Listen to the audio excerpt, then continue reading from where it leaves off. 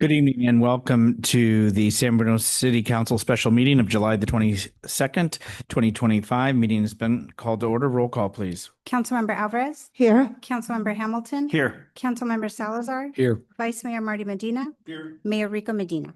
Here. Next on the agenda is item 3, study session.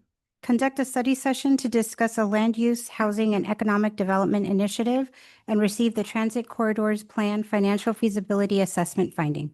Thank you. So we're going to turn it over to the director. It is going to be a lot of information and conversation. Mostly the conversation is to be at the end is what has been asked, and so we can get through the presentation. But get comfortable, and we'll turn it over to the director. Bring me up. We're just going to get the PowerPoint up, and then I'll get started.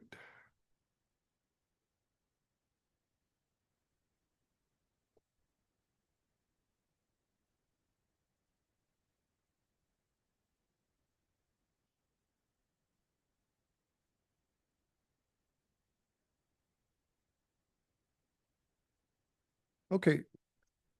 Thank you, Mr. Mayor, members of the City Council. Pleased to be here this evening to present this item. It is, but I'm probably not close enough. The objective for this session is to discuss an initiative to strengthen the fiscal base of the city by revising land use, housing, and economic development policies. Also, objective is for council to receive the findings of the Transit Corridor Plan, or the TCP, financial feasibility assessment. This is the agenda for the study session. I will provide an overview of the proposed initiative and how we got to this point, hopefully taking no more than 10 minutes to do that. I will hand it off to Jason Moody of EPS, who will provide an overview of the assessment itself, of the findings of the assessment itself, taking about 20 minutes. And then I will come back and talk about the launching of the initiative, which will take nearly 30 minutes, leaving 30 minutes for questions, public comment, and discussion. Just starting off, one might ask, why so much time on the topic of launching the initiative? Council has already heard a lot of what we're going to cover, but since the initiative is such a major undertaking that would result in ballot measures, covering as much of the rationale of the initiative in one sitting can be helpful for anyone looking back and seeking the information about what led to this start. So I'm actually going to start with the conclusion.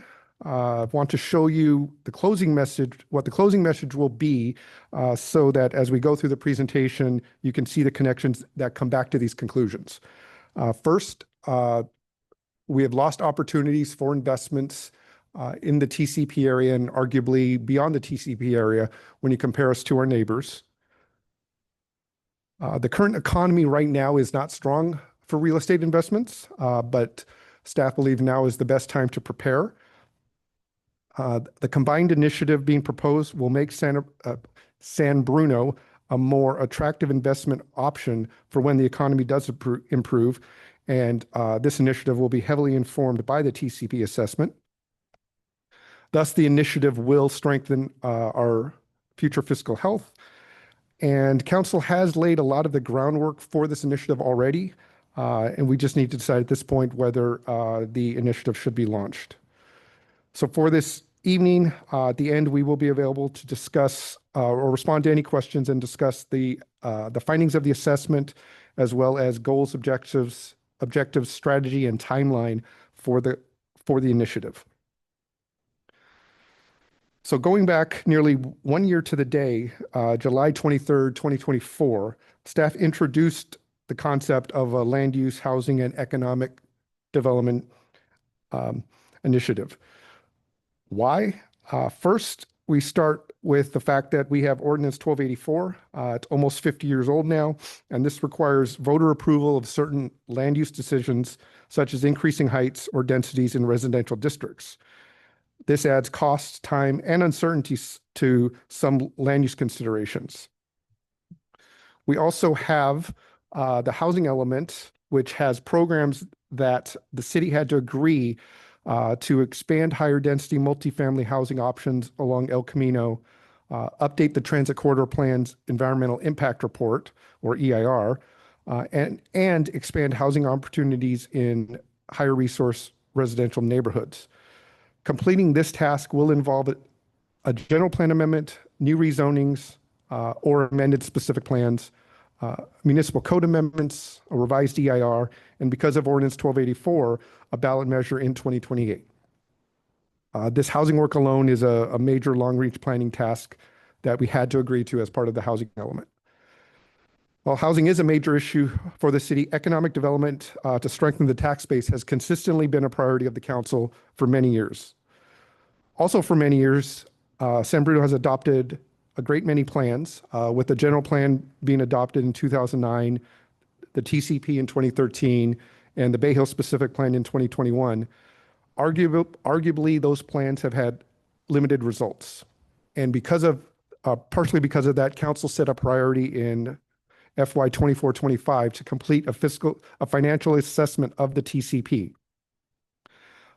Staff believed that this assessment would suggest increasing heights in certain areas, which would mean the economic development measures would need a ballot measure as well because of Ordinance 1284.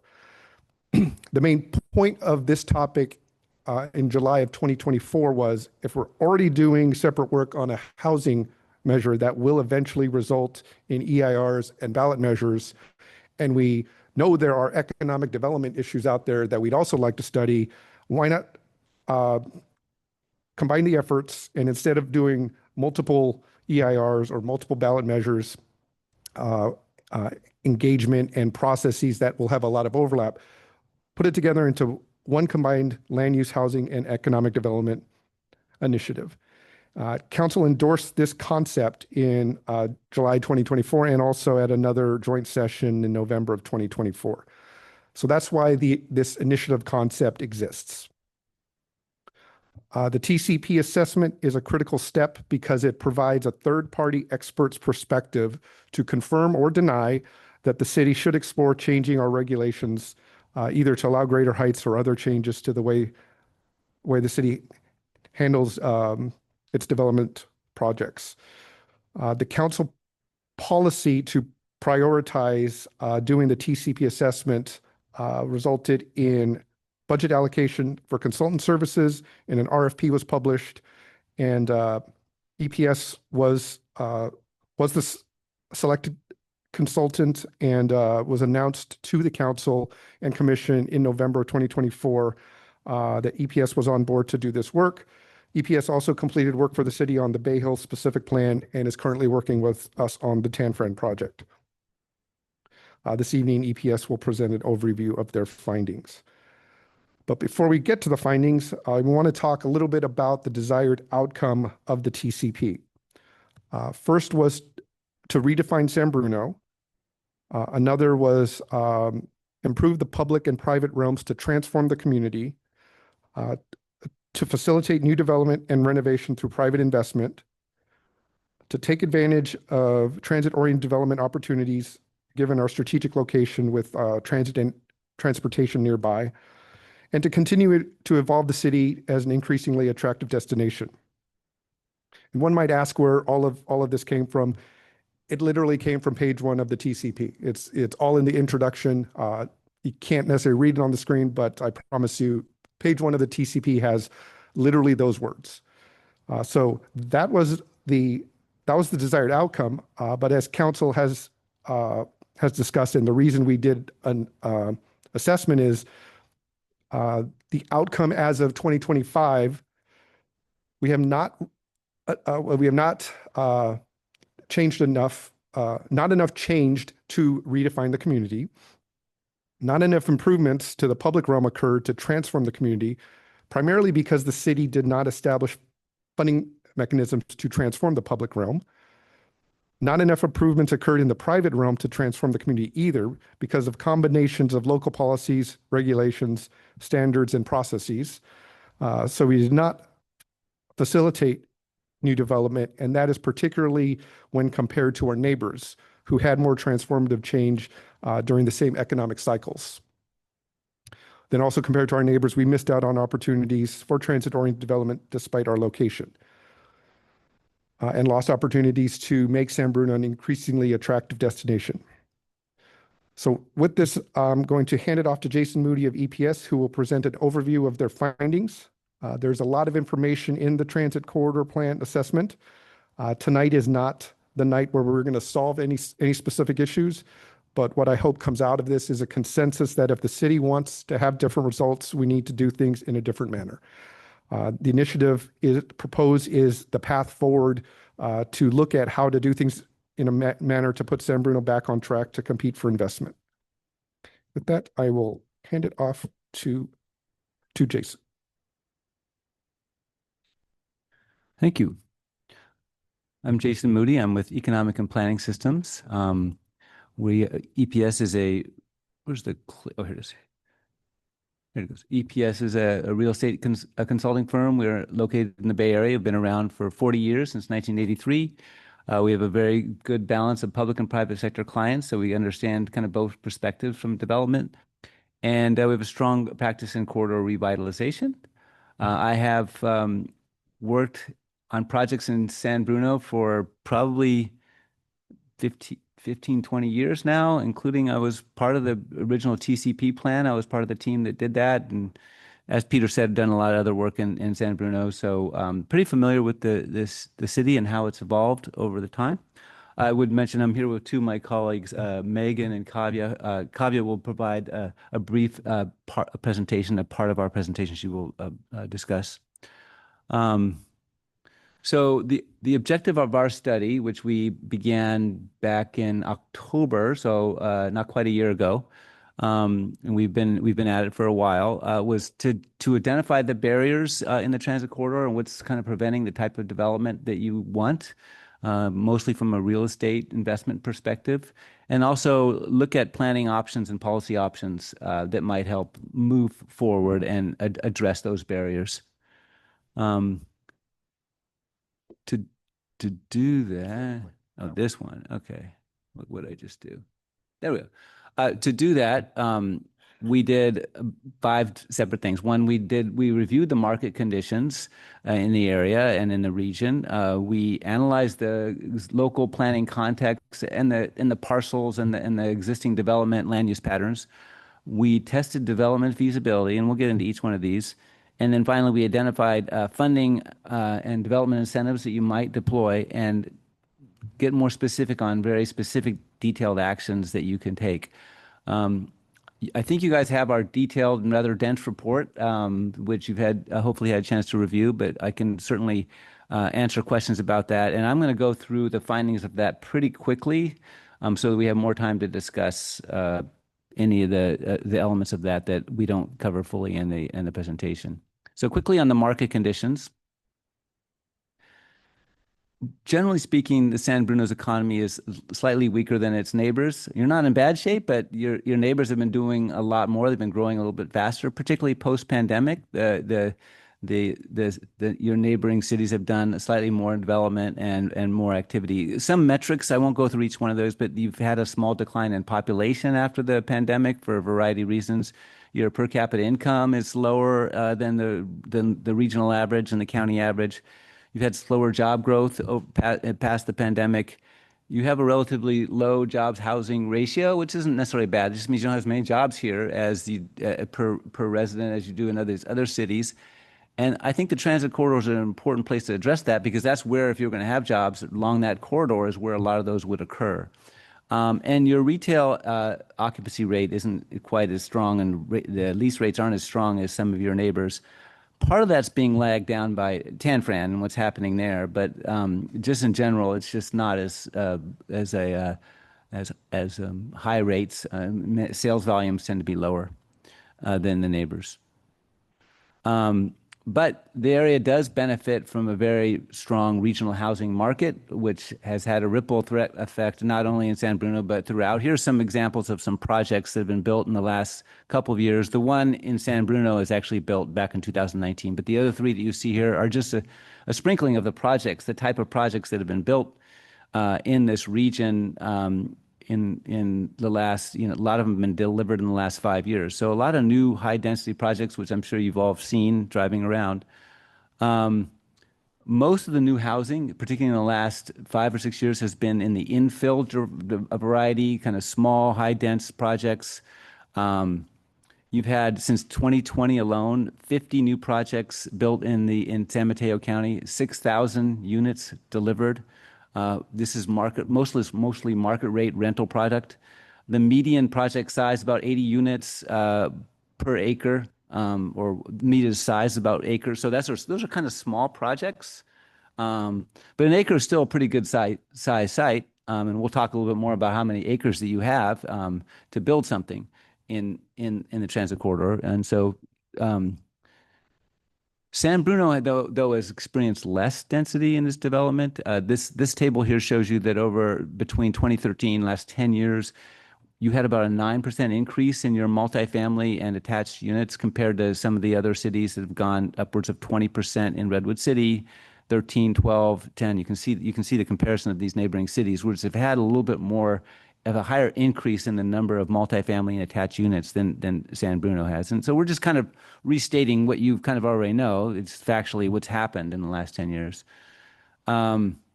Interestingly, however, that the rents in the new product that San Bruno has built are competitive. So, and that's what developers are most concerned about is what are we going to get for rents? And so that's a really good sign. Here you can just kind of see San Bruno for new product, that's the brown, you average of $4.34 per square foot, which is pretty close to the county average and higher than like a place like South San Francisco, which has had a lot of development. So you have that for new product, you're doing just as well as South San Francisco, for example, and better than Redwood City and actually better than Millbrae. So you actually have good rents that when you do build something, you can get good, strong market performance. That's what this suggests. So basically, to conclude on the market side, I think that you guys, while slightly worse than your cities, you're not in bad shape. There is major opportunity for more investment. And now I'm going to turn it over to Kapia to talk a little bit about the land use and planning context, and just tell me to forward when you need me forward. So right now, the TCP zoning allows for approximately 4 to 7 stories of development, and that's split up between the different sections of the TCP. This allows for typologies of townhomes up to podiums, which I'll get a little bit more into. Currently, the TCP is governed by small parcels. About 90% of the parcels are under half an acre, with 50% of the parcels being under an eighth of an acre. That really limits the amount of the kinds of development you can have on these sites. A lot of the more dense and taller developments require larger sites. Next. In addition to this, the ownership is really fragmented. 6% of the parcels are owned by public agencies, and 61% of the parcels are owned by owners that only own one property. Again, this limits the amount of consolidation we have to do more dense projects. Next. While this is the case where you're limited by the size of the parcels, there is quite a lot of opportunity in what's built on the TCP currently. A way that we look at how well these sites are being utilized is looking at the ratio of the improvements on the land, what's built on the land, as opposed to the land value. When we looked at these parcels, over half are in the vacant or underutilized category, and we quantified this as being where the value of the property that's built on the site is less than the land value. And these parcels, we believe, are really great opportunities for development or redevelopment. Next. When we looked at these parcels, the way that we approached this was we looked at 5 different housing typologies, ranging from townhomes, stacked flats, podiums, wraps, and towers. When we looked at this, we kind of initially eliminated wraps and towers as housing typologies for the TCP. A wrap is a typology in which you have a podium parking garage that's wrapped around by units. We eliminated this because the wrap typology typically requires parcels that are above 2 acres, and that's not very commonly found in the TCP. We also eliminated towers because towers are the most expensive housing to build, and they're only feasible when you get up to about 12 plus stories, and that's a lot taller than what currently exists in the TCP. In addition, you also need quite a large acreage for those. townhomes, stack flats, and podiums are suitable, and I'll go a little bit deeper into each one of them. Next. Townhomes are really, really great for small sites and small irregular sites. They have a density of 24 to 30 units. They're the least expensive to build, and they have tuck under parking. They range from about 2 to 3 stories, and these would fit on pretty much all the sites in the TCP. Next. And stacked flats. These are a little bit of a hybrid product type. They can be for sale or rental. They have a slightly higher density of about 45 to 50 units. They're good, again, on most of the parcels in the TCP, other than the super small irregular parcels. And then next. The next typology is the podium. The podium is the most dense housing typology that we studied on the TCP. These can be about 75 to 200 units per acre. They can be up to 8 stories tall. That's a limiting factor from construction typologies and fire code. You can have 3 levels of a podium, which can be parking or units, plus 5 stories wood construction on top. They're a little bit more expensive to build than the previous typologies due to the podium parking. And these need larger sites, about half an acre or larger. Okay, so thank you, Cover. So I'm going to quickly go over what we came up with on the financial feasibility analysis and how we did it. So quickly, how do we determine financial feasibility? It's kind of pretty straightforward. We put together a financial model that compares cost of development with the revenue you get from that development. And if that's positive, that shows you what the land is worth. And if you can acquire land for less than that, then it's a financially feasible project. If you can't acquire land for less than that, then it's not financially feasible. So it's essentially we do a lot of this work. So we talk to developers how much it costs to build various product types. And we also can just tell by the market what the market prices are and how that is valued. So that's how we did our financial feasibility. Now, it's really quickly, we found that the townhomes are likely to be feasible in the current environment. Whereas I'm going to jump ahead, whereas the higher density podiums are not feasible. Is there a way to go backwards and go back? Okay. So first on townhomes, they're feasible. They're smaller projects. They can fit on smaller sites. That is, it's easy to build a 5, 10, 15 units on a site. The current price the current market price would suggest that for the most part you could probably build those today, but you have a fundamental trade-off here because those are low density. They're not some of the stuff that you see has been built in the last 10 years throughout the peninsula, including in South San Francisco. The podium has been built, and those are much more dense. Helps you, obviously address some of your housing needs. You get more of more activity generated, more investment if you could do a podium. But unfortunately, the podium in today's market isn't feasible. So it does present a question, a policy question, as well as just a market question, whether or not you want to encourage the lower density today or wait for opportunity sites to build, wait for the market to improve so you can build the podium project that's a little bit more dense and help you achieve some of your goals, your investment goals that you're seeking for the corridor. And our conclusion is that, there's not really only one way to do it, that you probably will think of the smaller sites, which are better suited for townhomes. Maybe you would encourage those sites to develop as townhomes because it might be hard to consolidate those sites to make them big enough for a bigger podium project. And also you kind of send a positive market signal if you start seeing some development in the short term.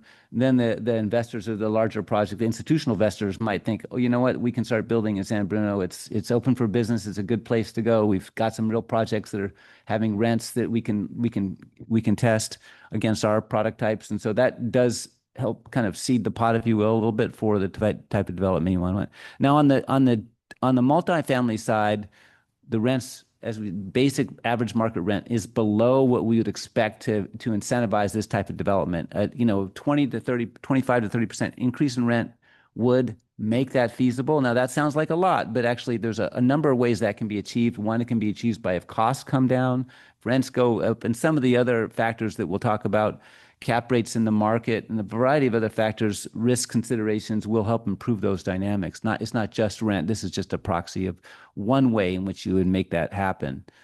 So again, some of the market factors, increase in market values, decrease in development costs, declining cap rates would really be important.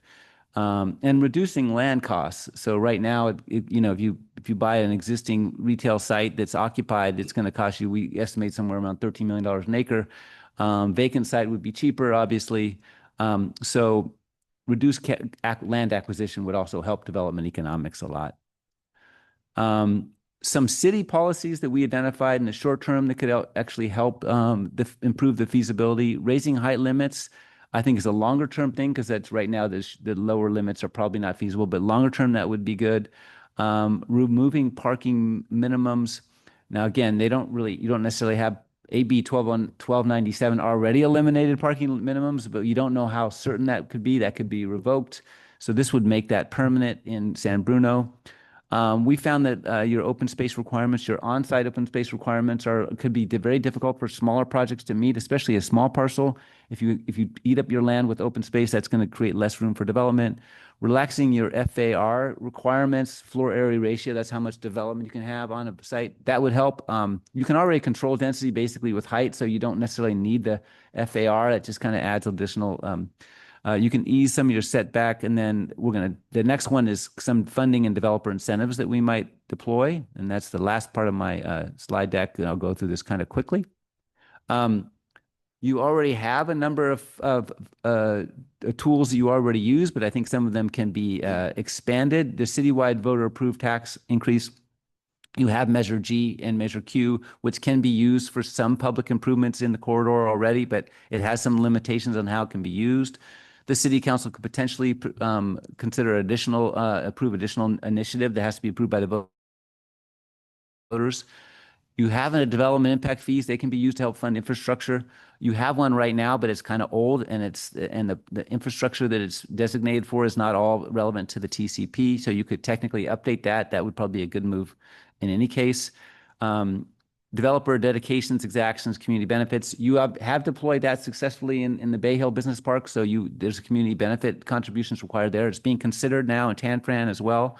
But you could continue to leverage that concept for projects that require a development agreement. For the most part, you need a tool in order to get developers to contribute, and usually it means a development agreement because it's a voluntary exchange for zoning, and they then pay for some community things you need. And then obviously federal, state, and regional grants, which there are many, and you've already pursued some, but there's plenty of those. And our report has a pretty detailed list of which ones of those might be applicable to the corridor. New financing tools that you could consider that you don't currently have. Community Facilities District, a Melrose CFD. It's a financing tool that's, again, being considered in Tanfran. It requires 2/3 voters' approval, but it's not really hard if the voter is one property owner and it's imposed on their property. And there's some tricks you can use to allow that to be successful. That's the statewide community infrastructure program is something you don't use, but that's a one that would allow you to do CFDs at a much smaller scale. Enhanced Infrastructure Financing District is a very popular tool that communities are using now that is basically redevelopment. The redo of redevelopment allows you to get tax increment. The only catch is that you're only getting your own tax increment. You're not getting the county's tax increment or the school districts or any of the other tax increment. To do that, you have to get these other agencies to agree to participate. And sometimes that's possible if the type of development you're pursuing is consistent with their goals. And then a PBID, a business improvement district, is something a lot of business districts have to support local services and in some cases improvements. These are new financing tools you might want to consider. Development incentives that we could consider, and I think that when you have to be very careful about this because this reduces, and some of these will reduce your revenue. And so we talked earlier, it's probably something that you'd want to pursue after we've kind of set up other funding mechanisms so that you aren't essentially hurting your own fiscal goals in the process. But some of those are fee waivers and reductions, relaxing affordable housing inclusionary requirements. That's actually can be costless to you. You might not hit your affordable housing goals, but at the same time, if you're not developing, you're not meeting your affordable housing goals anyway. So sometimes temporarily relaxing them to get more development to occur can again help prime the pump, if you will, for the development. Rebate of property transfer tax is another one. And then expediting and fast tracking your development approvals is always something to do to make it easier and more certain for developers to develop. For all these, I think for most of them, you would want to apply some sort of any of these development incentives. You want to apply some sort of sunsetting or some criteria. It could either be a time-based, like this is only good for, in the next 2 years, that gives them an incentive to move forward. Or once we hit a cap, say 100 units, then it stops. Most of these things will actually kind of encourage developers to move fast before before the time runs out or the cap runs out. Another one you could do is not a sunsetting, but just a project type to encourage lot consolidation. If we have two small parcels and they merge into one big development parcel, we can encourage that because that's one of the biggest problems that we have right now in the TCP. If you can encourage that, you incentivize this type of larger project, and you could waive some of these criteria. The last big move we've been talking about, or you've already been talking about, is some sort of large public-private partnership for a key site. This is where you engage a qualified developer to kind of unlock the opportunity of a certain site that maybe the city owns it, or maybe the developer owns it, but they need to help. They need to get the city's approval. Tanfran's a kind of a perfect example of that is actually kind of what's already happening at Tanfran. So this is something that could also be used to unlock some key opportunity sites. So that's my presentation. Of course, we're available for questions. I'm going to turn it back over to Peter. Thank you, Jason. It's a lot to go through and digest. As a reminder, we're not necessarily trying to solve any of these issues at this study session. We're asking the question of, given the fact we already have to do the housing work, given this new information about the TCP findings, which staff believes is applicable beyond the TCP to all of our development areas, should we do a combined initiative that looks at housing and economic development as one? For those that may be watching, I think council knows this because you've seen it a lot. One of the main reasons we want to do this is because of the budget. And this is literally a slide from the budget presentation showing of the general fund revenues, 2/3 come from taxes.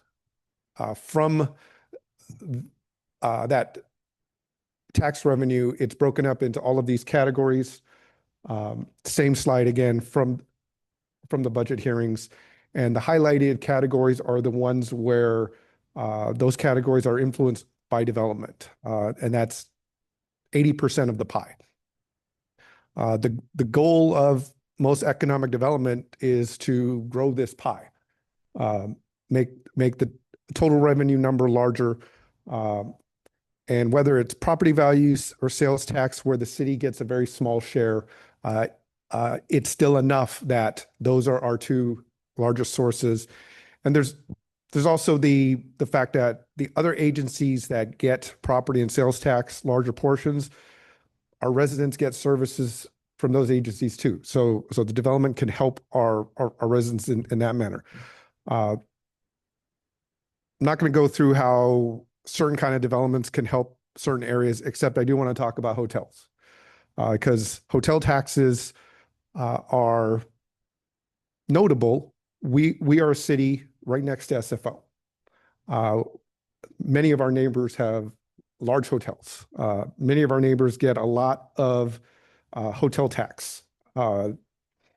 Millbrae gets over $9 million a year. South City gets $13 million a year. Burlingame gets over $18 million a year. We're at about 3.5. I would argue some of that is because of a lost opportunity. And I think most of council knows that there was two ballot measures, one failed and one passed, to allow zoning for a hotel over at the U.S. Navy site. In 1999, there was a ballot measure that would have allowed a 10-story, 500-room hotel. It failed with 46.9% of the vote. So it was close, but it didn't get there. 2 years later, in 2001, it was followed up with a smaller scale ballot measure that allowed a 7-story hotel. That passed with 71% of the vote, but 2 years were lost. The deal eventually fell through. The big question is, if those 2 years weren't lost, might the project have started before an economic cycle changed? Don't know, but we do know what happened, and the hotel project didn't move forward. This is, to me, one of the most critical parts of this whole discussion, because we've had a lot of recent experiences where state law has allowed housing projects to go taller than what the voters approved, to waive rules, setbacks, open space, parking. So a lot of the issues raised in the assessment of how we can make things more attractive for investment for housing, developers already have a path. If we want a hotel, we have to make the heights larger, unless there's a hotel that is able to come in at our current heights. They haven't yet. We have a 10-story affordable housing project in an area that the zoning allows 5. State law lets that happen. If we want a 7-story hotel, 9-story hotel, I don't know what is common for a hotel right now. And if the zoning doesn't allow it, they have to do a ballot measure. So the big part of this economic development push is housing has its way to get past 1284. Economic development does not. We have to change those rules if we want to allow those things. So to convey how I see the situation in my own head, I came up with these illustrative projections. These are not real numbers. These are not math. These are more of a storytelling piece. And so 4 development areas in the city, and I'll go through each. The blue line is what the potential investment could have been, or maybe that we hoped for. There'll be a yellow line of what happened and what I believe will happen if we don't change our approach. And then the green line would be, if we pursue the initiative and are successful, what the investment might become. So let's start with the transit corridors plan. It was adopted in 2013. There were a lot of hopes. Very little happened. It's greater than 0, but not much. There is no reason to expect that if we don't change something that will change. With the types of things we're talking about, with possibly looking at heights, possibly coming up with incentives to get small properties to assemble, with the initiative, that could be the trend line. Again, it's not going to immediately go all the way up to what could have been, but it starts moving us in the right direction. At Bay Hill, that specific plan was adopted in 2021. That started strong. Lots of investments, new buildings happening. Then relatively recently, change in economic conditions, office demand, and the tech industry not as strong. And we've heard from the property owners out there, 3-story office buildings with parking garages bigger than the buildings underground just isn't going to pencil. And so they don't anticipate that they're going to invest. If we do a combined initiative that looks at the whole city, not just the TCP area, but applies kind of the lessons learned at TCP across all the development areas, maybe we look at greater heights. Maybe we look at allowing more housing options in the area. Investment could be increased in that area. For Tanfran, the chart goes all the way back to 1980.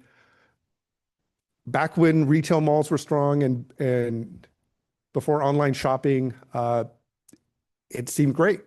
Then online retailing happened. Malls started to decline. Now we have a new owner who actually bought the property, all of the properties, assembling them. They're going through changing the zoning, doing a new EIR.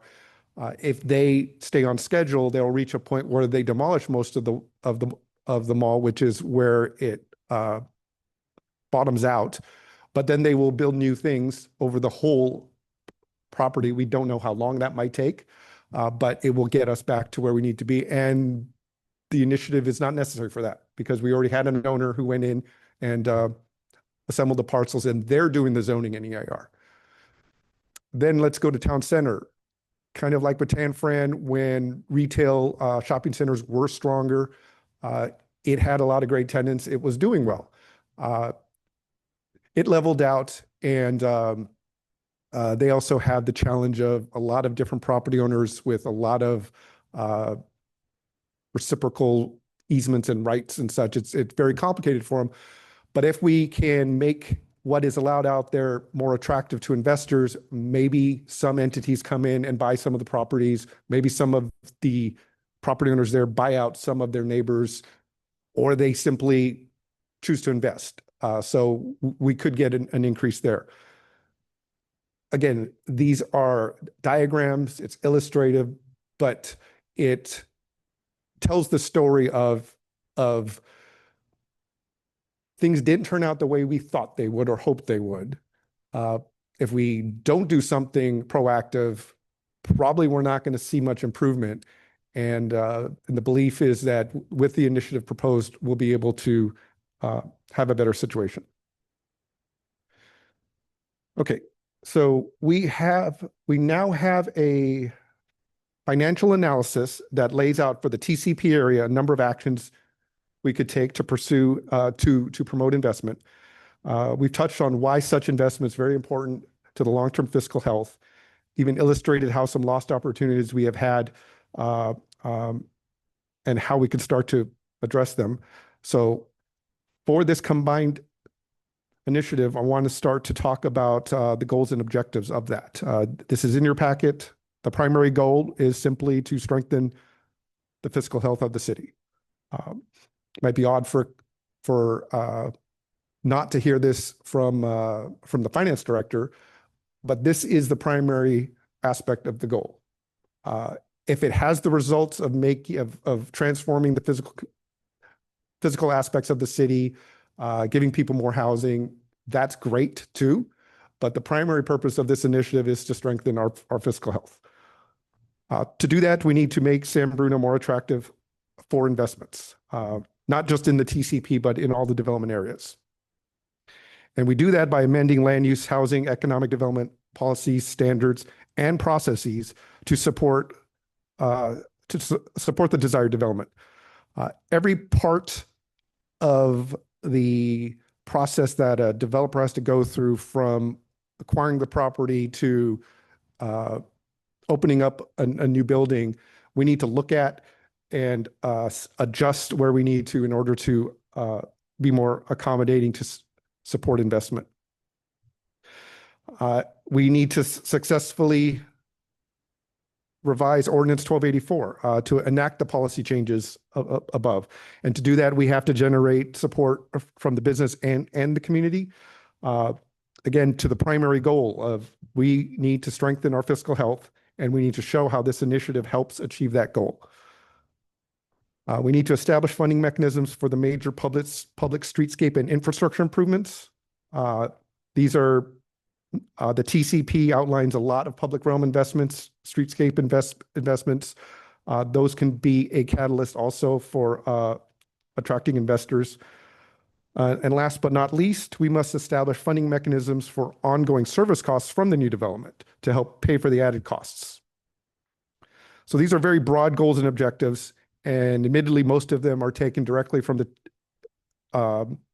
TCP analysis itself, but it's also reinforced by past agenda items at the council about the budget, past conversations about needs of the community, and even conversations at the executive team level.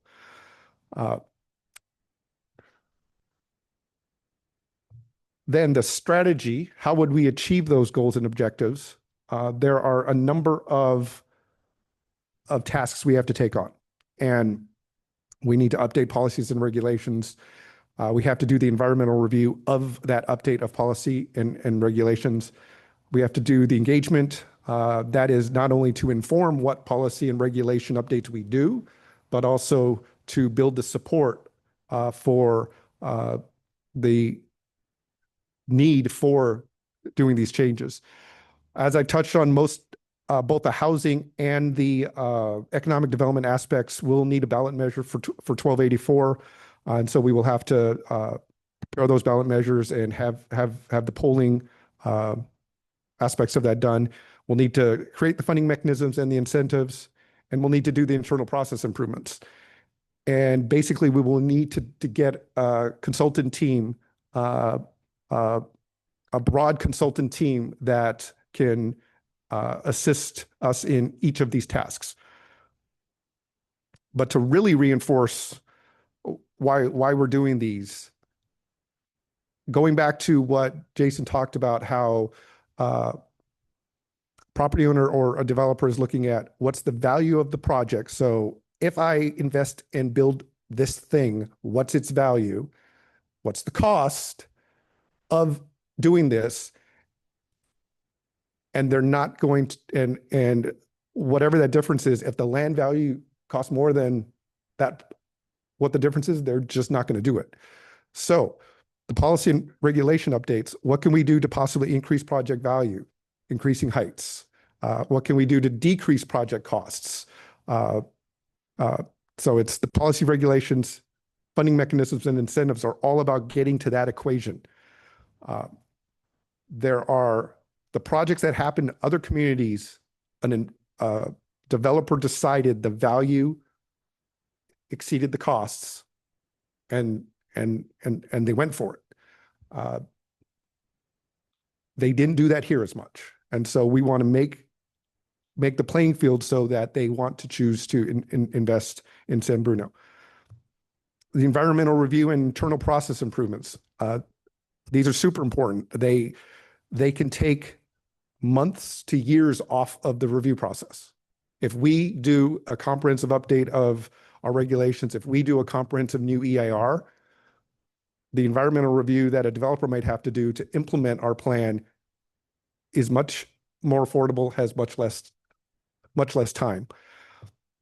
Also, if we make new policies, if we get engagement and we get the ballot measures passed, but our internal processes are such that it still takes longer than it needs to, that's time, that's cost.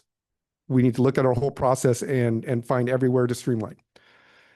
And then the last two parts of the strategy, the engagement and the ballot measure development polling, we need to listen, learn, but then also share and build support. We need to find out what changes the community might want to see, what our business community wants, what do they need in order to expand here. Even further, we need to go and talk to the hotel developers. What do you need to see for you to possibly do a project here? Find out what that is, and if that's within the realm of what we're open to looking at, we should do that. Likewise, all the other housing developers, mixed-use developers, office developers, talk to them, engage with them, and find out what they need as well. So there's a lot of tasks, and these are not going to be quick items, and they're not going to be easy, and we have a timeline. The main reason they're not going to be quick is because of the need for the ballot measure. We have a timeline that if we initiate,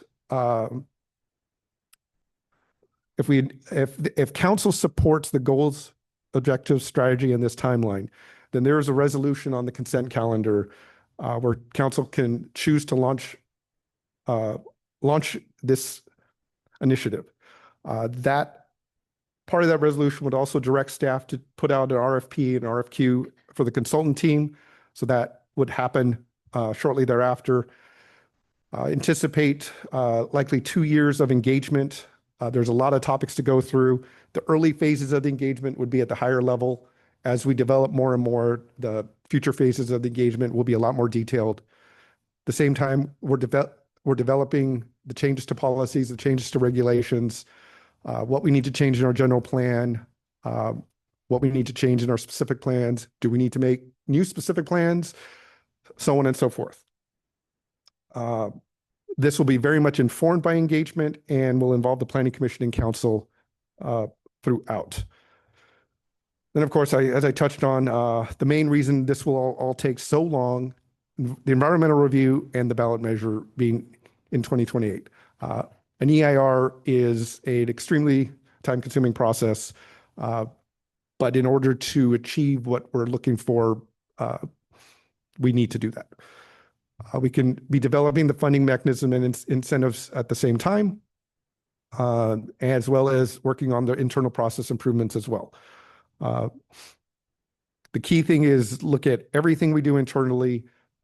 If it's not helping bring more clarity, more certainty, and reducing costs, and we can do it differently, we need to look at that. So the major policy and regulation changes in the associated EIR and possibly some of the funding mechanisms are being targeted to be done in time to go on a ballot measure in 2028 with the appropriate polling in advance of it. To be clear, Ordinance 1284 says that proposals to increase heights, increase densities in residential districts, or allow parking structures must have the environmental review completed before the ballot measure. That is why we are at 2028. But during a May study session with the Planning Commission, where we were talking about potential land use changes that could be looked at in this initiative, the topic of a 2026 ballot measure was brought up. The point was made that given the challenges 1284 has provided for economic development, can we not take something to the voters sooner that instead of proposing to change heights, proposes to either change the scope or rescind 1284 outright. For purposes of this conversation, let's just assume polling for changing the scope has more chance of approval. So I will talk more about that concept. So one of the ways we could change the scope of 1284 is possibly say 1284 only applies to increasing heights outside of the transit corridors and expand the definition of the transit corridors to be basically all the main streets. So height increases in those areas, if that ballot measure passed, height increases in those areas are determined by council now. That gives council the ability to make economic development calls. Now, we'll have to do the polling, we'll have to do the engagement, but the idea that the thought is if we convey the story of the budget situation and the fiscal impacts of what we're talking about, I'm optimistic the average San Bruno voter would listen. We have to go through the process. So that's the potential 2026 measure. It wouldn't be something specifically saying change heights here or allow this parking structure there, because that needs a lot of environmental review. A ballot measure changing the scope or context of 1284 would not need as much environmental review. Thus, we can possibly make it happen in 2026. Okay, to start to wrap this up so we can get into dialogue. There's still a laundry list of long-range initiatives going on. This is the part of the timeline that we are on for all of them. The main topic today is 2 and 3, trying to combine those into one initiative and moving them forward. The goal of really talking about initiating and launching now, one, we now have an expert report confirming that if we do want to have the TCP and the other development areas be more successful, we need to talk about heights. That leads to ballot measures, that leads to doing a combined approach. We want to get the consultants on board so that by the time we are done with those other initiatives 4, 5, 6, and 7, the staff capacity is there to kind of go full speed on this initiative. As I touched on, City Council has already done a number of things that have that support working on this initiative.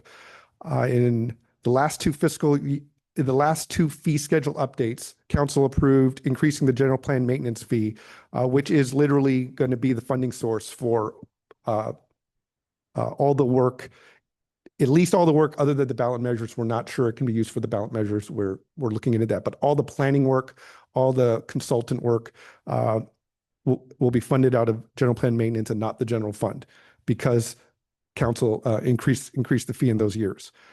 Council's also taken actions that increase staff capacity for the planning group. The commission and council adopted the streamlining ordinance in early 2024 that frees up staff time.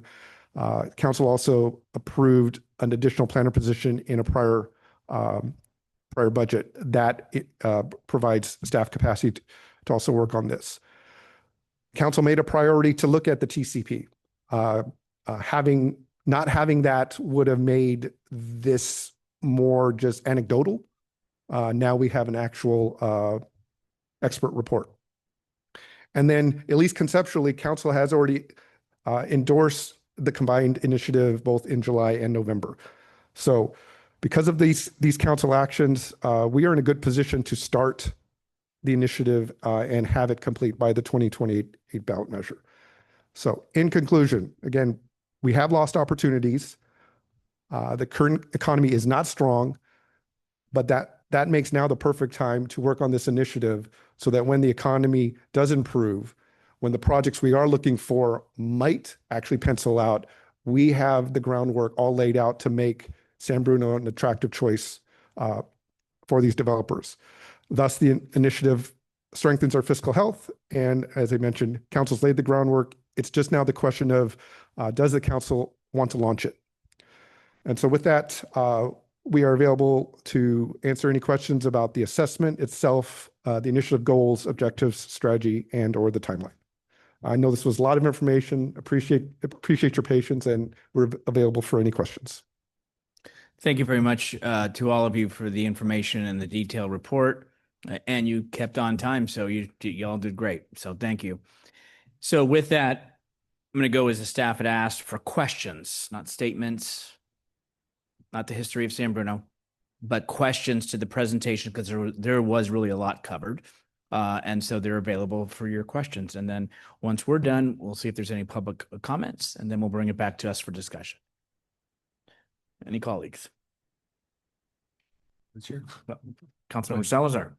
One quick question. So in all of the analysis in terms of looking at potentials, I think all of the areas you identified are impacted by the airport height limits. And so is that being taken into consideration as well? Because that's another cap that we have no control over.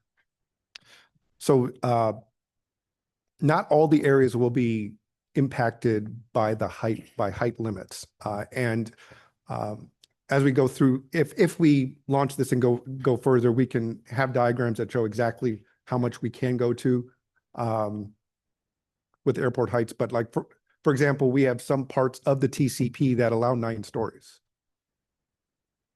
And that is actually in their noise cone. So there are opportunities. I'm sorry. It's 90 feet, 7 stories. Councilmember Alvarez. Thank you, Mr. Mayor. Thank you for the presentation. I think this is a great initiative. I do have a few questions on the presentation. With regards to the east setbacks on slide 33. Oh, it says 33, but regarding the east setbacks requirement with less than 50 feet. So we've seen a lot of zero setback for mixed use, like the Aperture and the other 3 developments in South San Francisco that you presented, which is right on the edge of the sidewalk.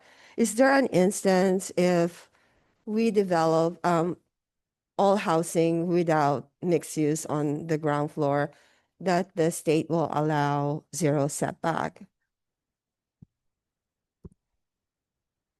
So a lot of this will depend on building code issues, but from a lot of our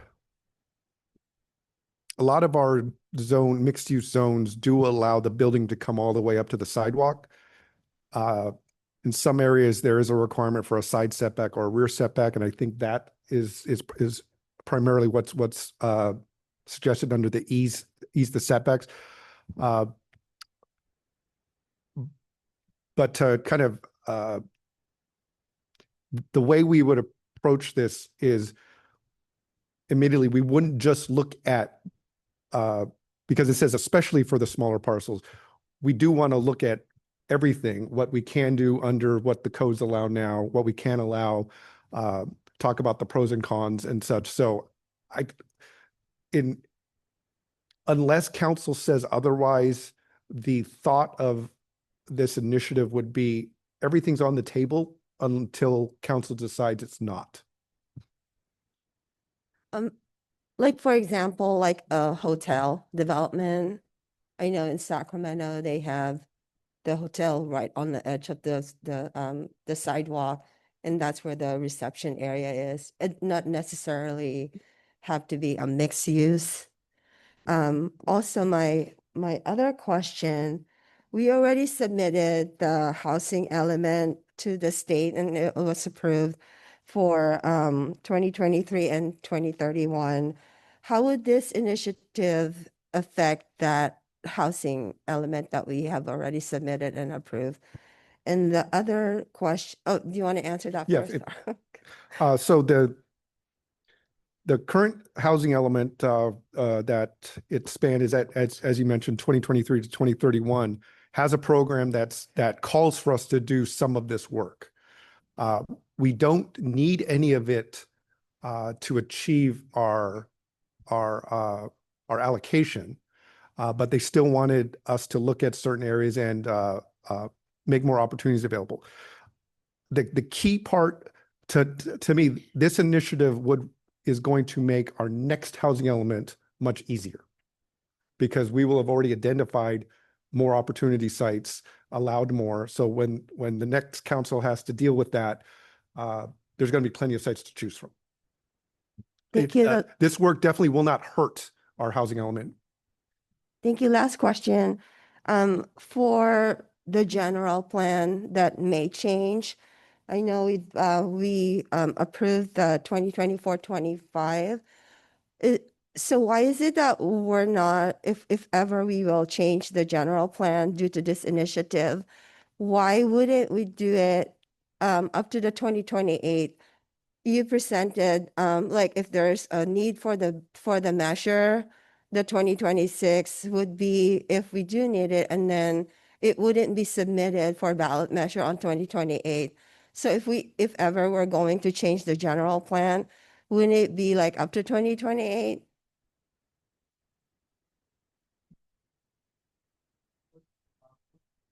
When you're asking, will it be up to 2020? Are you talking about the time frame the general plan studying, or when the update to the general plan would be done? Yes. So like if the update may be done based on this initiative, you mentioned it could change, but then we are going to do a new general plan after the 2025, right? So it's not just going to be 2025, 26 general plan. Do we have to do it on a year, fiscal year, or can we do a general plan up to 2028 based on this initiative? So for housing elements, the state requires them to be updated in certain timeframes, and they have deadlines for the general plan. It's up to the city.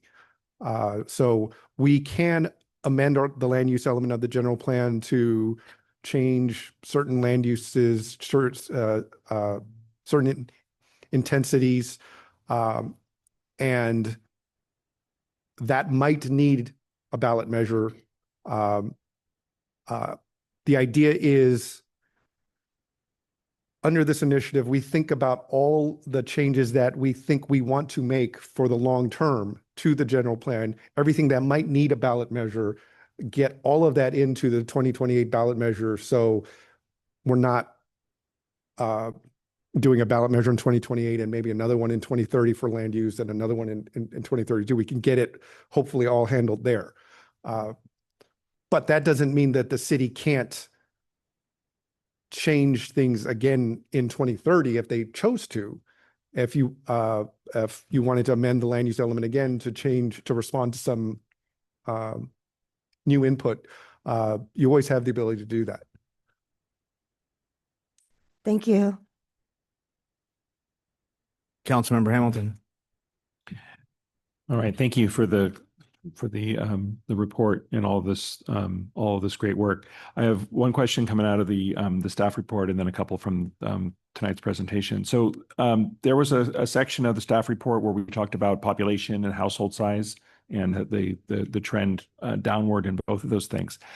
How do we reconcile this report showing, San Bruno wide our household size is decreasing when we see we've learned the opposite through the studies that we've done for parking and other areas. Where a lot of the problems we were seeing there is because of an increase in household size. And so, and the reason I'm asking this question is I worry that if we use citywide statistics for some of these things, that it doesn't give us good data for what's happening in the transit corridor and in the areas that we're speaking about.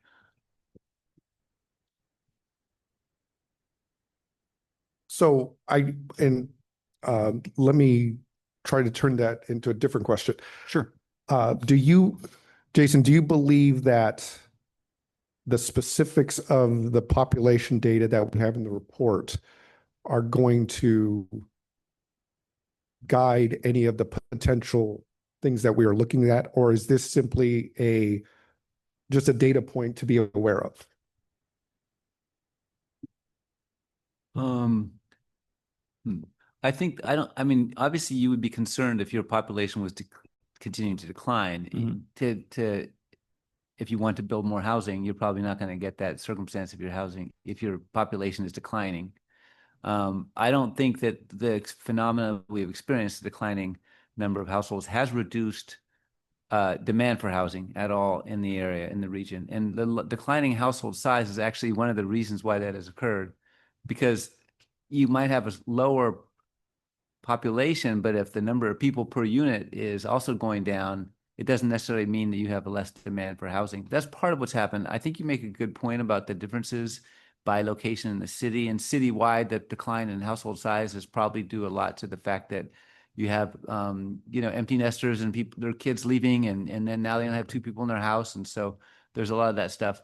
I think that the point you're making, though, is that the average household size is also a fact that if you build denser units, they're more suitable to smaller households. So you can get more people, but the average size per unit is smaller. So you can actually have an increasing population and reducing household size, obviously, because you just have fewer people, but more households. So there's a lot of different variables going on, I think, that are cross-cutting. So if you have a lot of development in the downtown area, you might have lower household sizes, but more and more demand for parking or whatever it is. And I'm not sure what study it is you're referring to, but I don't think those things are necessarily incompatible. You can have both of those things happening at the same time. Got it. Okay. I just wanted to make sure, as we go forward, that if it's wherever possible to get numbers, that are specific to the areas that we're talking about and not just citywide numbers, we should probably try to make those investments, because I think it'll help us get to better outcomes.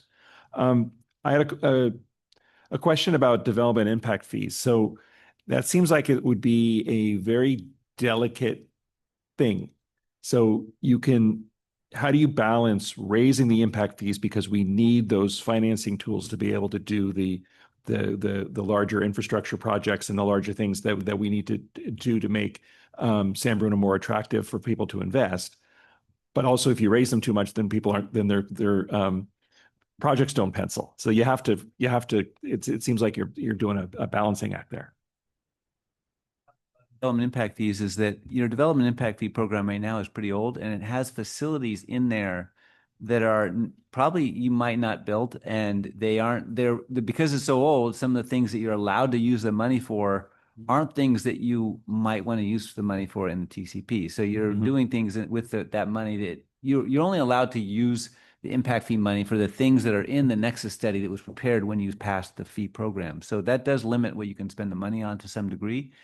But you're certainly right. There's a delicate balancing act between raising fees so you can get more money and being a deterrent in. But we're not necessarily talking about raising fees significantly. We're talking about changing the composition of what you use the fees for. Yep. I figured that out in the first part of your statement there, that it isn't just about raising them, it's about changing how we can use them to get more bang out of our bucks. Yeah, and building on that, one of the topics that I believe we're going to need to face is financing districts. I don't know which flavor, I don't know how much, but I think that needs to be on the table, because admittedly, one of the main reasons these are mostly all in the TCP, and one could look at the TCP as a plan and say, well, it failed. Well, the TCP said to find financing for these public realm improvements, and these are harder to do because you have to talk to property owners, you have to build support and such. Any success we have here can result in infrastructure being paid for in a manner that maybe the upfront amount a developer has to do on day one is lessened because it's spread out over Longer time. over time in the financing district. There's a lot of ways to get the funding, but is there a way to do it in a manner that, again, when we go back to the developer looking at the project value and the project cost, that we can make that work for them to do the investment, and we can find a way to get the funding over time. Great, thank you. Okay, last question. And I think I know the answer to it, but I want to ask it anyway. So I obviously in the last state budget, there was some last minute amendments that went in there to ease the EIR process in California. I'm assuming that those are for specific development projects and nothing that would help us with these overall initiative reviews. Our EIR is still going to be as onerous and expensive and long as ever. I think the short answer is yes. I think there will be a handful of projects that might benefit from the shorter process, but for the city to proactively go forward, amend the rules for a larger area, that's still the full process and the full EIR. Okay, great. Thank you. Vice Mayor Medina. Yes, thank you. It's a lot of information, and I appreciate it, and thank you for presenting it with a lot of options and with the, if we can just go back to the timeline that you had up there. I am curious about the 2026 timeline and what this, my question is, how do we prioritize based on the information that we have now on what we need, which we should be doing first? And it seems like the hotel and possibly providing an incentive for that may be one of the things, but I'm just thinking of like a list of the priorities, because there's so much to do here, and figuring out when that actually starts. What would be the suggested priority for like, well, we could do this and try to get a good return on that time. And I understand we need to have consultants on board, but it also may seem like we need a economic development manager to assist with all of this, to be making the contacts, to get that engagement with the developers and the property owners. So the consultants are great for the specific work that is kind of outlined, but to continue this work going forward,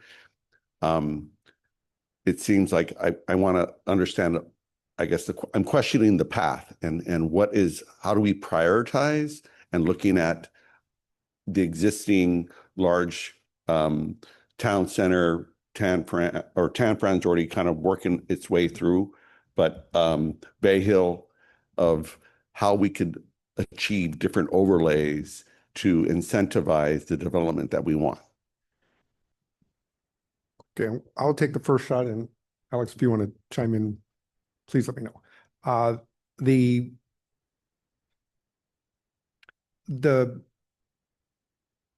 shall I say, unfortunate aspect of this is identifying and improving any of the development areas is going to require the whole process. So just saying, oh, let's look at town center. Well, we're gonna need to do engagement. We're gonna need to do the policy regulation changes. It's probably gonna be an EIR. Thus, it's gonna take that long because of the EIR. That's why the whole thought of this initiative is, let's look, because we're gonna have to do this big EIR, Do it all. put as much in it as Right. possible, because we're gonna have ballot measure, put as much in as possible.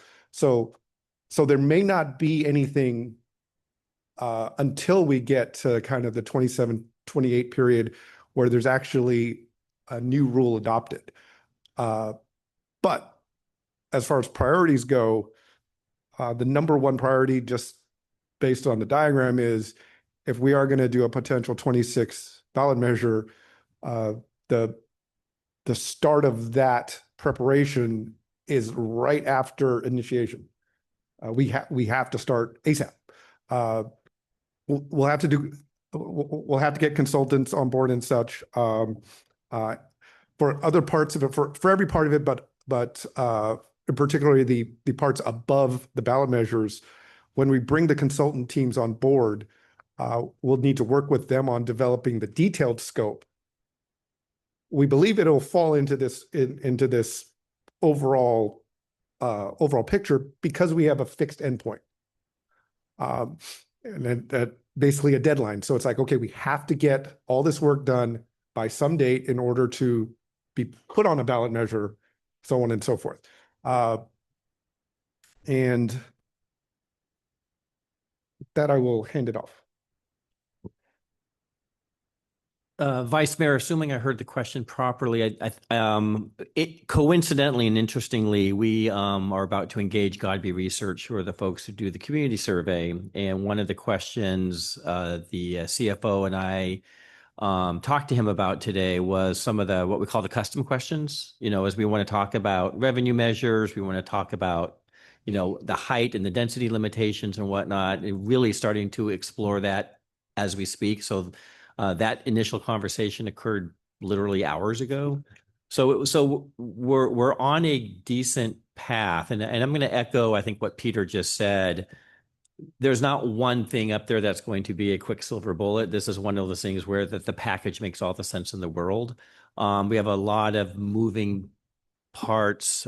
Jason's firm is also working with Tanfran, with us, working for us on the Tanfran project as well. And the idea of, a hotel there, very candidly, makes all the sense in the world conceptually. They'd have to agree to it, of course. It has to make sense to them. So, and then I think you had mentioned a economic development manager, and the council does know we did have one a couple of years ago when I joined the city. We did not fill that position since. I'm not sure an economic development manager is what we need at this point. And to be blunt, I think between the community development staff and the council, so we're really serving as ambassadors of, we understand what we're doing, we understand the strategy, we want to articulate that to the public, to the property owners, which is, I think, a real missing link in at least in what I have been doing since I've been here, is really connecting with those folks who own the properties. As you know, some of them are owned by a couple of families in the city that we are very familiar with. But a lot of them are owned by one-off owners, which we need to make that contact with. We need to start those conversations to help them understand what their opportunity is. This isn't just about the city. This also has to make sense for the individual property owner. So I'm not sure I'm not sure an economic development manager is something I would push for at this point. I think we have the built-in resources here. I think a really big piece of this is the council. If I can, getting you guys comfortable with the topic to say, yes, this is where we're going. That potential 2026 measure doesn't happen without the five of you strongly on board and sort of advocating. And this is exactly Measure Q all over again. Council stepped up. You guys got engaged. You guys understood the initiative. You campaigned on behalf of it. That's what this would be as well for the potential 26 measure. I hope I answered your question. Yeah, no, that was fine. If I didn't. Yeah, that was fine. So paying for the consultants, there was a couple costs that were shown to be covered or to sources of income. What is the balance of that? And do we have enough money to proceed at this point? Where else would the money come from? I'm just curious. So admittedly, that is not completely worked out because we haven't done the RFPs and so on and so forth. But the initial plan is everything above the ballot measures is going to be paid for out of the general plan maintenance fee.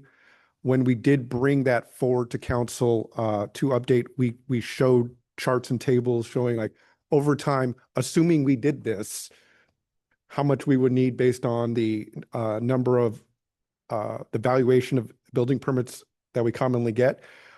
So absent a complete drop off in building permits, we will have enough money to fund all of this out of the general plan maintenance fee. Okay, and perhaps in a council digest, we could get a summary of where we're at now, and just so that I have more certainty in those numbers, that'd be great to see. Thank you. Do we have any public comments, please? Yes, we have one member of the public. Please. Jason, would you please approach the podium? Thank you very much for your thorough, detailed presentation. As a member of the community of San Bruno, I would like to urge you to have this matter put to the vote next year, 2026, November, to have things done as quickly as possible. Discussing the need for economic development versus housing development, I would like to say, think outside of the box and maybe build an ice hockey rink and have all of San Mateo County have their leagues play for an ice hockey rink, because we used to have Malibu Grand Prix in Redwood City. And if you've been there recently, it's piles of rubble that they have for sale. This would bring huge income into our community if all of the games were played at our hockey rink, because last time it used to be in Fashion Island, but I don't know where else to go to batting cages. I'm against raising the heights of hotels. I would like to keep the quaint, sweet charm that we have. I actually don't think that it would pass environmental studies because the decibel noise from the pollution from SFO is just too much, walking distance from it. If we want to attract more developers, location, I hear is key. And we're in the heart of the Bay Area.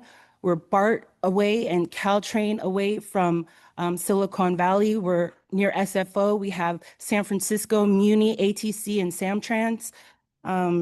I also went to the Resilient San Bruno meeting yesterday where we discussed the effects of the South Line project and the upcoming Tanforan project.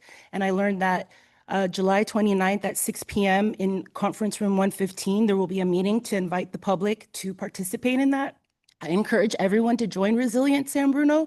Council member Marty Medina and Hamilton were there yesterday, and I learned that people within 600 feet of those locations get an ask to those developers. And what I would like to ask the Tanforan developer is to give $2 million to resume the San Bruno Community Foundation that's been closed because you completely ignored the community when we asked you to not close it, to not give all the money to the San Bruno Fire Department.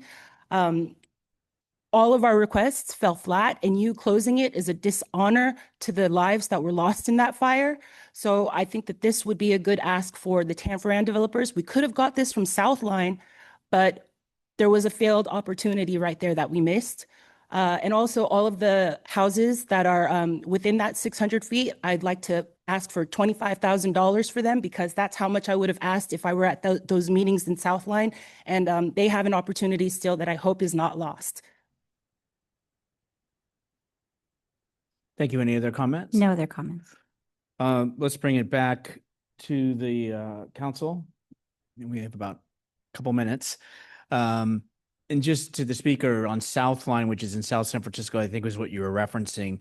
The city did negotiate through the former city manager, I believe 10.2 or 10, thank you, $10.6 million to the city of San Bruno.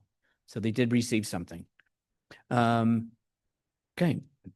If nothing else, I think the whole council would thank you all for being here, and it was a lot of information and detail, and you were able to get through it, and we appreciate that very much.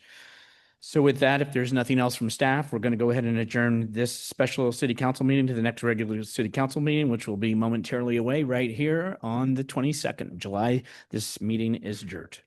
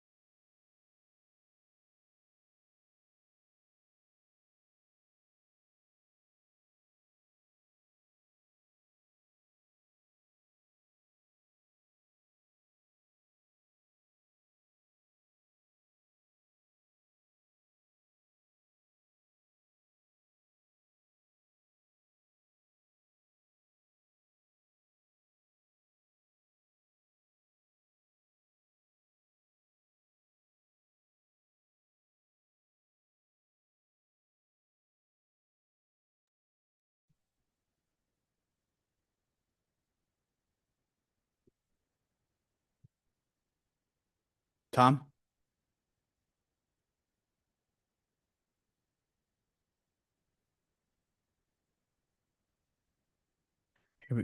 Good evening and welcome to the regular San Bruno City Council meeting of July the 22nd, 2025. Meeting has been called to order. Roll call, please. Councilmember Alvarez is present, however, not at the dais. Councilmember Hamilton. Here. Councilmember Salazar. Here. Vice Mayor Marty Medina. Here. Mayor Rico Medina. Here, and if you would rise, if able, with myself and the council and join us in the pledge.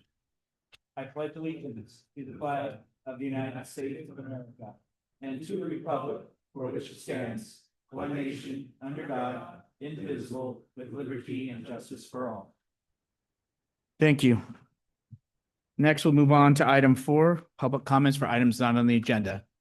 I have one speaker card. Would Ison please approach the podium? Is she? It doesn't look like she is in the room. I have no other speaker cards. All right, let's move on to item 5, announcements and presentations. There is no regular scheduled city council meeting for the second Tuesday in August. The next regular council meeting will be held on August the 28th at 7 p.m., which is our normal practice. Item B, the 21st Annual Disaster Prep Day is scheduled on Saturday, August the 2nd from 10 a.m. at the fairgrounds. And we'll conclude it too. And item C, join us at Centennial Plaza on Tuesday, August 5th, 2025 from 4 to 8 p.m. for National Night Out presented by the City of San Bruno. The event is a night of fun, building police community partnerships and fostering connections and camaraderie, and to make our neighborhoods safer and a better place to work and to live. This is followed by other neighborhood events throughout the city. Next, we'll move on to item C, receive presentation on post 4th of July safety operations, and we'll hear from both of our chiefs. Chief? Good evening, Mr. Mayor and City Council. I'll bring up the presentation.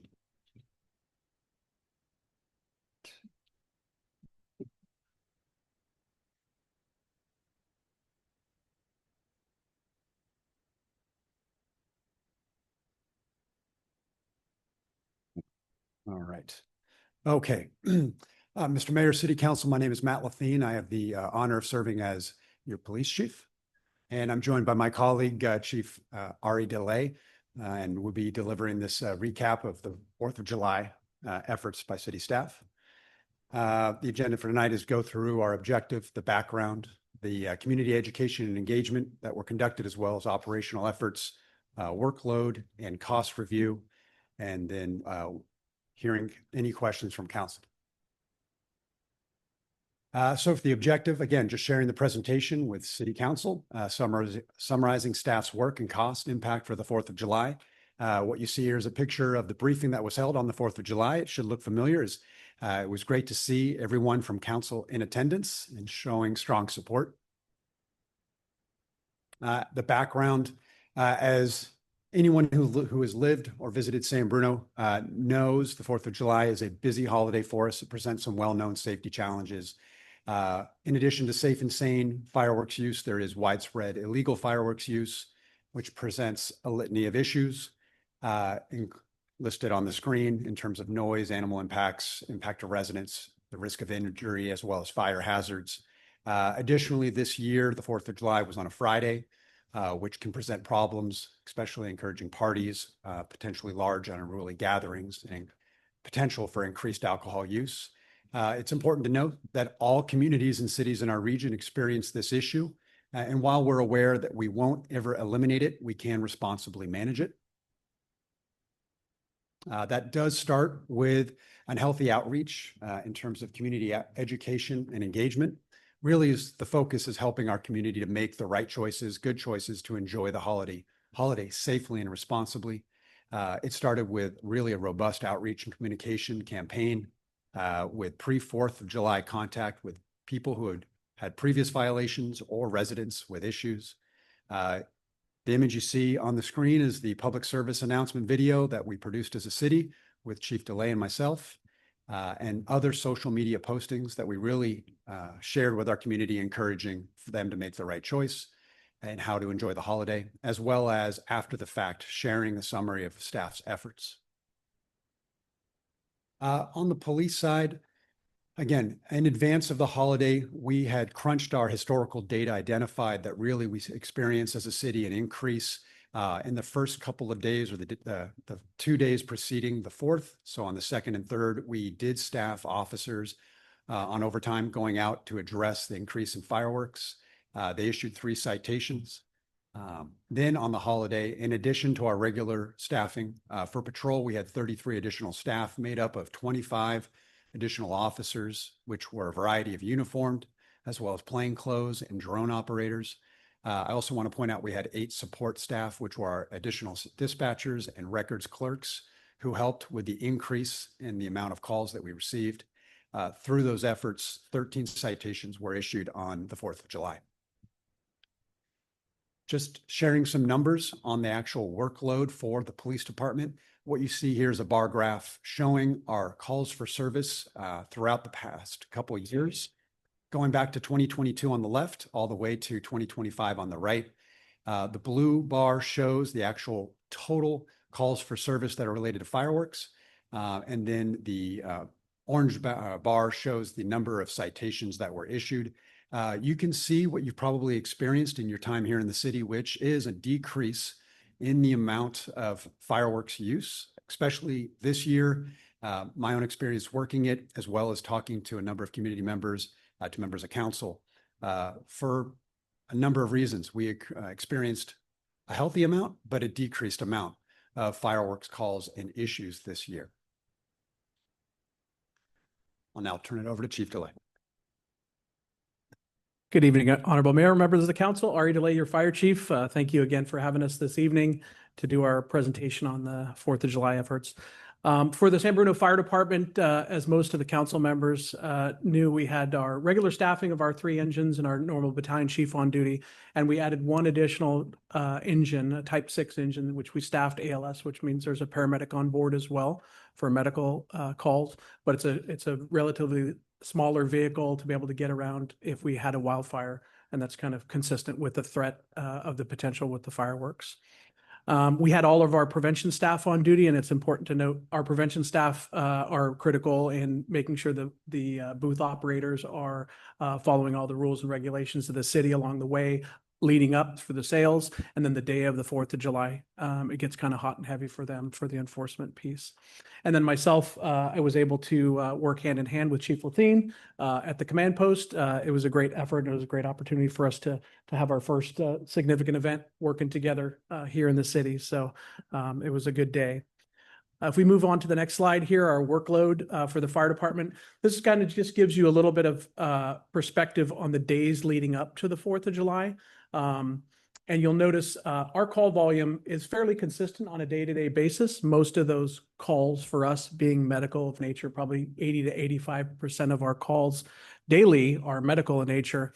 And you see very light activity when it comes to fires leading up to the day of the 4th. We ended up having basically the evening of and the next morning, about 7 incidents related to fires. A few of those were just fireworks spent out in the middle of the street, were some type of a small fire in the middle of the street. So nothing significant this year, thankfully. We're really happy for that. And as Chief Lathine mentioned, the activity this year was quite a bit lighter than normal. I would say probably half of our normal activity that we see as far as just overall activity throughout the city. And I'll turn it back over to Chief Lathine. Thank you, Chief. I do want to stress that although we're here representing public safety, the way the city approaches the 4th of July, it's a citywide effort. And so our partners in community services and public works also assisted with a response to the holiday. Community services had 4 park employees working as well on the holiday. Public Works had 5 employees dedicated to the holiday and the aftermath. The picture on the right you can see is a picture from Public Works and the amount of waste that they recovered after the holiday, 12 cubic yards of fireworks debris. And we're grateful to them as partners in how we handle the holiday. Coming down to the cost review. So I wanted just to, you see by department, the actual fiscal impact of the holiday this year in 2025, with the total cost coming at just over 52,000. For a number of different reasons from departments, we did come in under budget from our projections. And some of that, again, was the lower call volume, as well as kind of more of a data-driven approach from the police side in the pre-holiday operational details, staffing, maybe not as many days in advance, but really looking at where our call volume was and putting the officers where that was. It resulted in a decrease in cost. So before we go to questions, I also want to just draw out, and that's the amount of cost. We did issue 16 citations. We never issue citations as a primary reason just to generate revenue, but it does have that kind of secondary benefit. It should generate potentially $16,000 worth of revenue to the city. And in looking at the historical kind of approach to citations and these administrative citations, we average about a 50% success rate in having people pay those initially. And then we work closely with our finance department, and we will be working closely this year as well to make sure that we hold people accountable for the citations. Those citations really are meant to have a deterrent effect and to change behavior. So if we don't hold people accountable and ensure and follow through that they actually have a little bit of a financial string to making the wrong decisions, there's not that incentive to change the behavior. So with that, we're ready for any questions you may have. Thank you both, chiefs and police chief. Thank you for making that statement at the end. I think this is something that we're not taking votes. We haven't talked before, but I think that the council would concur. If the citation is issued, there is obviously a process. There can be an appeal, but they do be collected. That's what this community and the prior council, when we elevated it from 500 to 1,000 to make it more of a deterrent. With that, are there any questions or comments from colleagues at this time? Just a very quick thank you. I've already expressed my thanks to both chiefs individually, but just to our whole city team, because I know we have parks and public works also working, and it's a huge effort every year, and we appreciate it. And I appreciate the more targeted approach taken this year to make us a lot more efficient in where we spend our efforts. So I appreciate it. Thank you. Yes. Again, thanks. All the council was at the briefing, and we're here to support you. And I for sure, all of us will say we appreciate everything that you do. I want to thank you for coming within budget. I happen to have a 2022 cost, and that year was 52,842. So you beat that by a couple $100. The question I would have on, could you provide any detail on the citations that were issued compared to residents and non-residents? And just wondering if it's always good to know. We hear sometimes that our fireworks is a draw for safe and sane, but just wanted to see if you had anything to share with us. No, it's a point well taken. I don't have that information ready to share with council. And then the last thing is any new lessons learned? I mean, this by having a fresh set of eyes coming on board, I was wondering if there was anything to share with that. Yeah, I think in working with staff, and as council has already identified, really taking that kind of like that target data-driven approach. Also, really, we see success in addressing violations through plainclothes officers as well as the drone operators. We really did have some success in being able to kind of address the behavior and issue citations. Thank you. I know we do have a speaker card. If we can bring that person forward, then I'll have a comment. Would Ison please approach this podium? Thank you. Thank you, City Council. I apologize for coming a little bit late. This is my personal presentation to you regarding some of the things that the community has been saying online. I'm sorry. Hold on, City Clerk. Can you clarify? She had placed it originally under public comments, and then it was moved to announcements. Okay. I'm making an announcement for you. Okay, I appreciate that. But I would have City Clerk probably would have preferred it at the end of all the other items. under presentations, but you're already up and you're here. And so please go ahead and please start the clock at 3 minutes. Thank you, Mayor and City Council. I wanted to bring to your attention the dismay regarding the KTVU Zip Trips presentation of San Bruno. While I personally really enjoyed it and love seeing San Bruno spotlighted in its way that it was, the downtown San Bruno Merchants Association was felt like they were discluded, and that favoritism was exercised with the lack of inclusion. Although I understand that leadership does not come easy, and that involving the entire community would have been very difficult, but it also would have been a better presentation that everyone would have been more happy with. In response to what our fire chiefs had mentioned, I did notice that there was a huge drop in the fire fireworks usage, and I really love that our town is the only one in the whole Bay Area that allows this. And while other people may not be happy with the pollution, it is something unique that we have that I hold very dear in my heart that we do. Also with the San Bruno cable loss that we have with our network, that was a lost opportunity that I'm really sad happened. And it was the ball dropped on leadership with Infinity coming in and taking over. We had a lot of opportunities to preserve something that is unique that only we have in San Bruno compared to the entire country. And we no longer have it, and we can't get that back.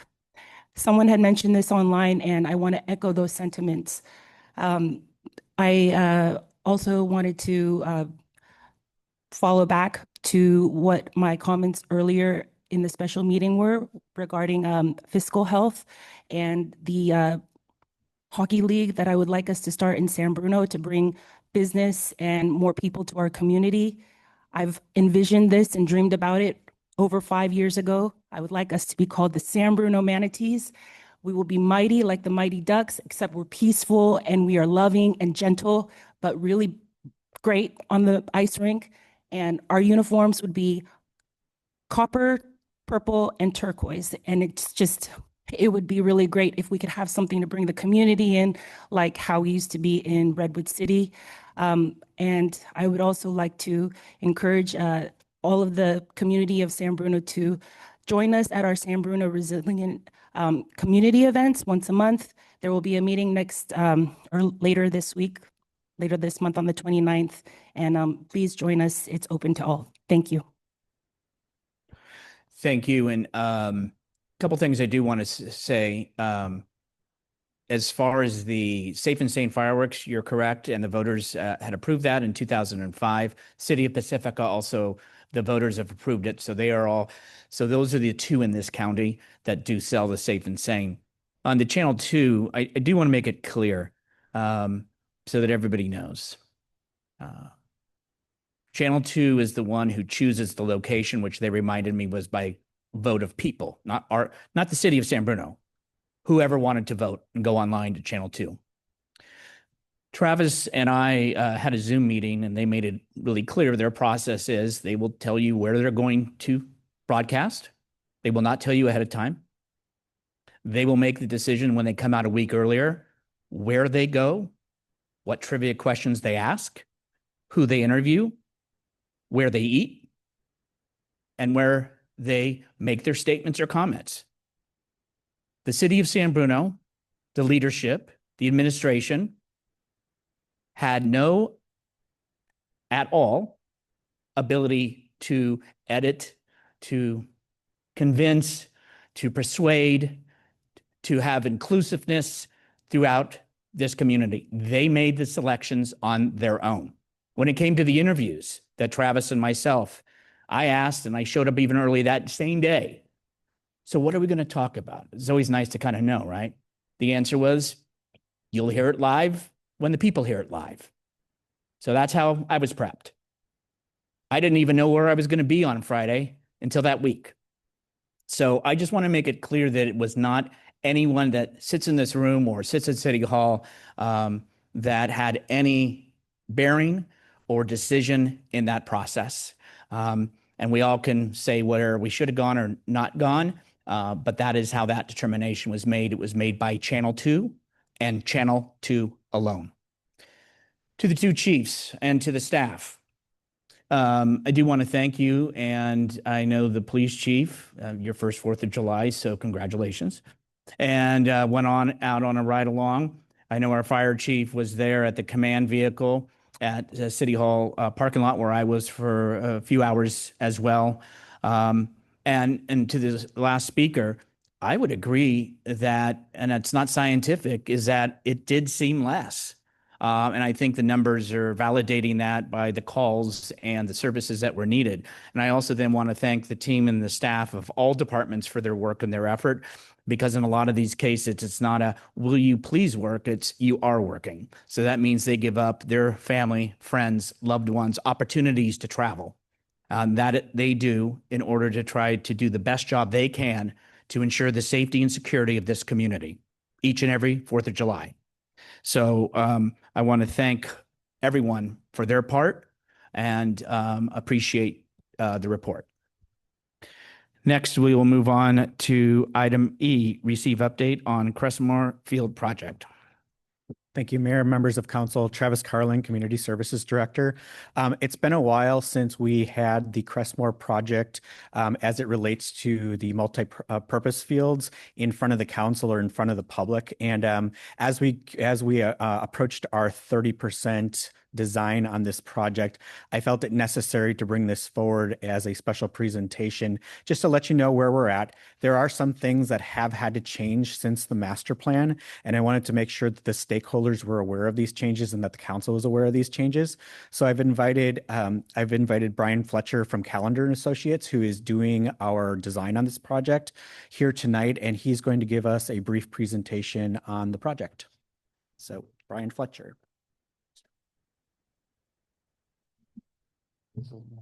Good evening.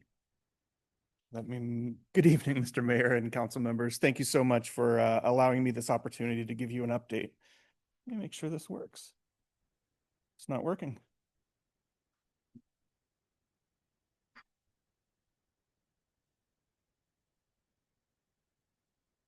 Oh, perfect. Thank you so much. Again, good evening. Thank you so much for allowing me to come before you tonight.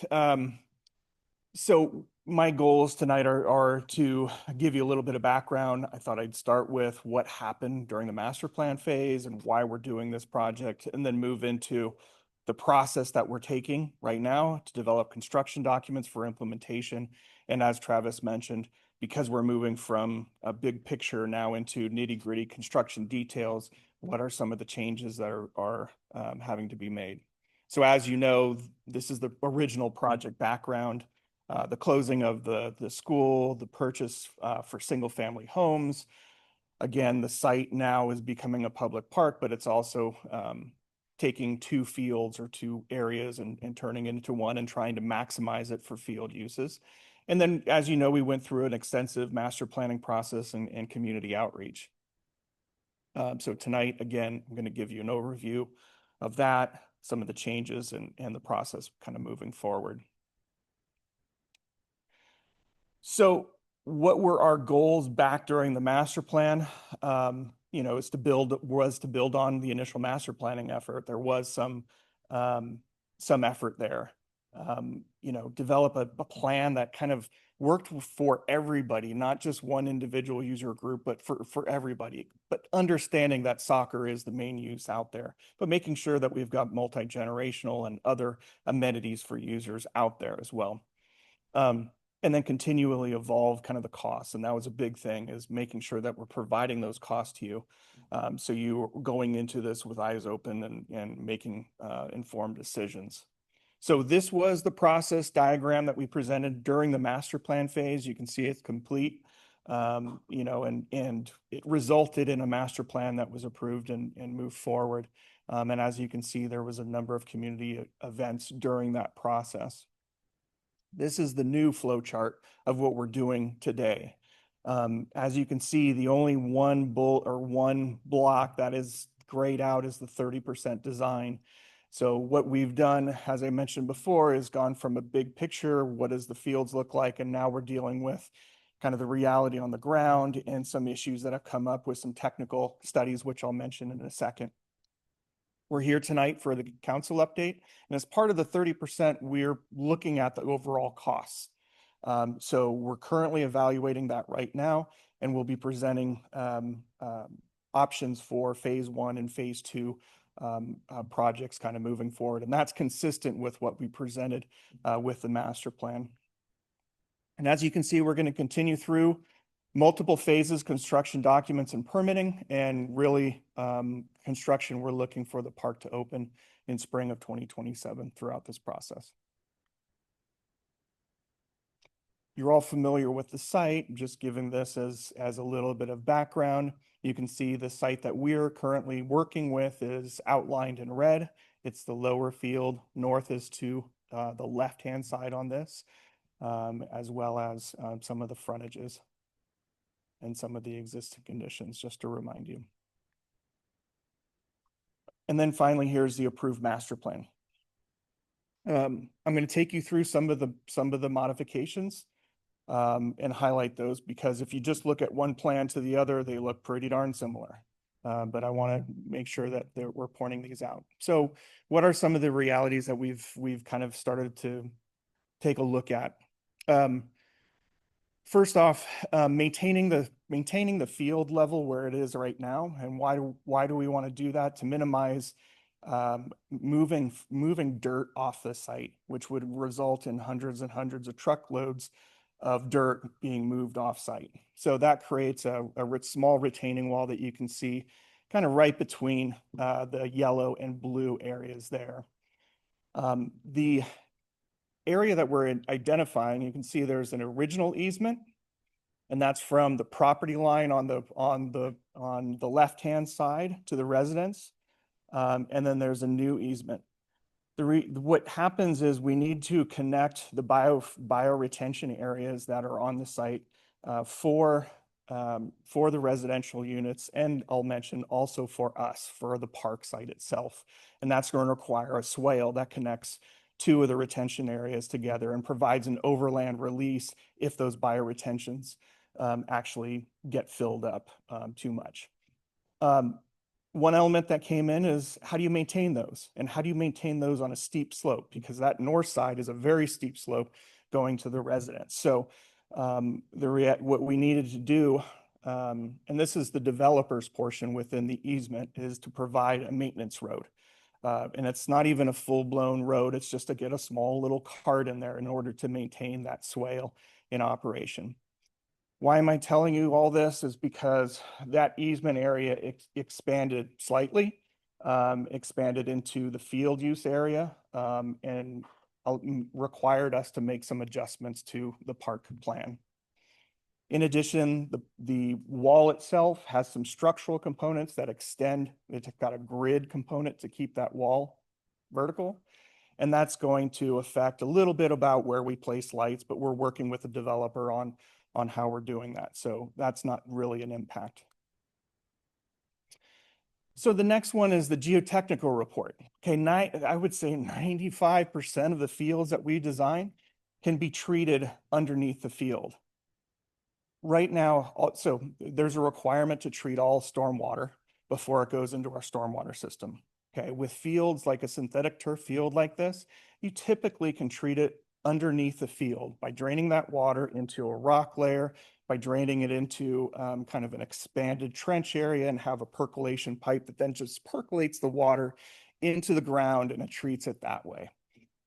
I say 95% of the time that's how it happened, and that's what we're assuming on this one.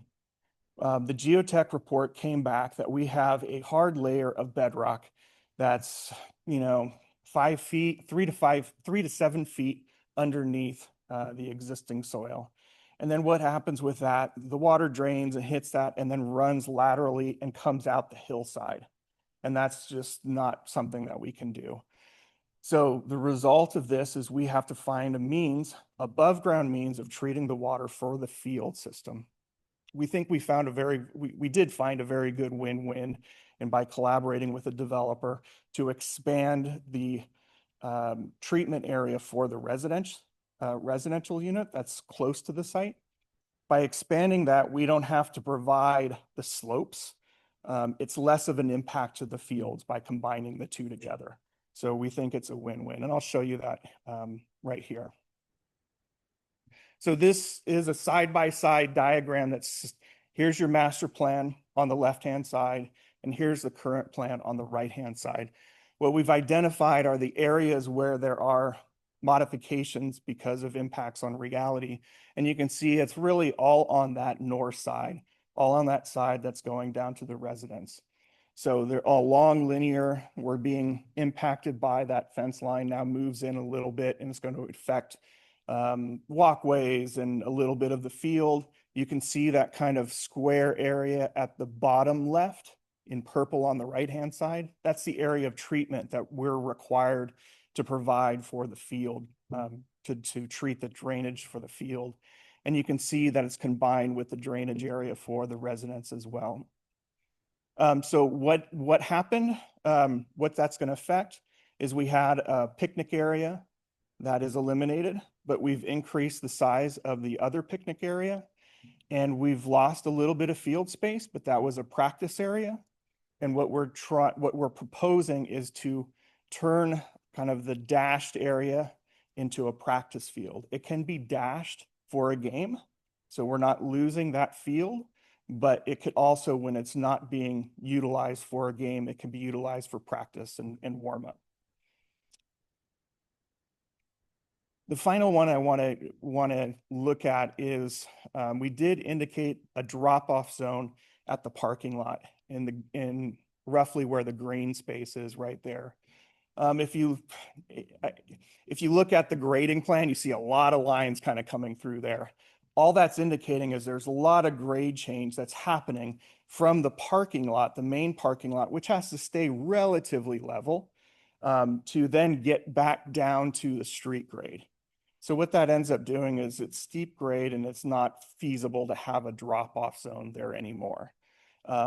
So what we've indicated was turning that area into a planting area so we can make up that grade, and then still ensuring both ADA accessibility as well as maintenance vehicle accessibility from the parking lot indicated in the red dashed line. So as I mentioned, we are currently in kind of cost estimating of 30%. That plan provides us a whole lot more detail than we had during the master plan phase, but we're finding it's very consistent with the cost estimating from the master plan phase. So no real big surprises on that. I do want to mention field lighting is one of those elements that we're currently evaluating and trying to figure out, how much is that going to cost, and can we find a funding source for that? I do want to mention that lighting, is much more than what's above ground. There's a lot that happens underground, and there's a lot that happens as far as points of connection that are part of the field lighting itself. Right now, the lighting for your park is estimated between 1.7 and 1.8 million. That's the total lighting. Okay, the vast majority of that is associated with the field lights, but the other portions are parking lot light and some pathway lighting. But again, it's points of connections, transformers, conduit, conductors, installing the lights and that like. So we're going to continue to kind of work to evaluate the costs, and we'll be bringing forth phase 1, phase 2, and options within there.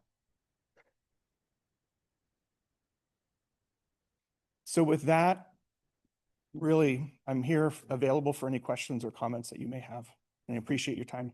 Thank you very much for being here and the update. We all appreciate it. Questions or comments from colleagues? Councilmember Hamilton? So we'll go down the row once. One quick question on the lighting is the use of solar lighting feasible in any pieces of it? Maybe not for the field lighting, or although I do know they do have solar options for field lighting, but at least for the parking lot lighting or the other pathway lighting to maybe reduce some of those costs of conduits and all that. For field lighting, we haven't found a feasible alternative for true kind of soccer field lighting. Mm-hmm. We're certainly using LED, and we're certainly evaluating different manufacturers and Travis can talk a little bit more about that.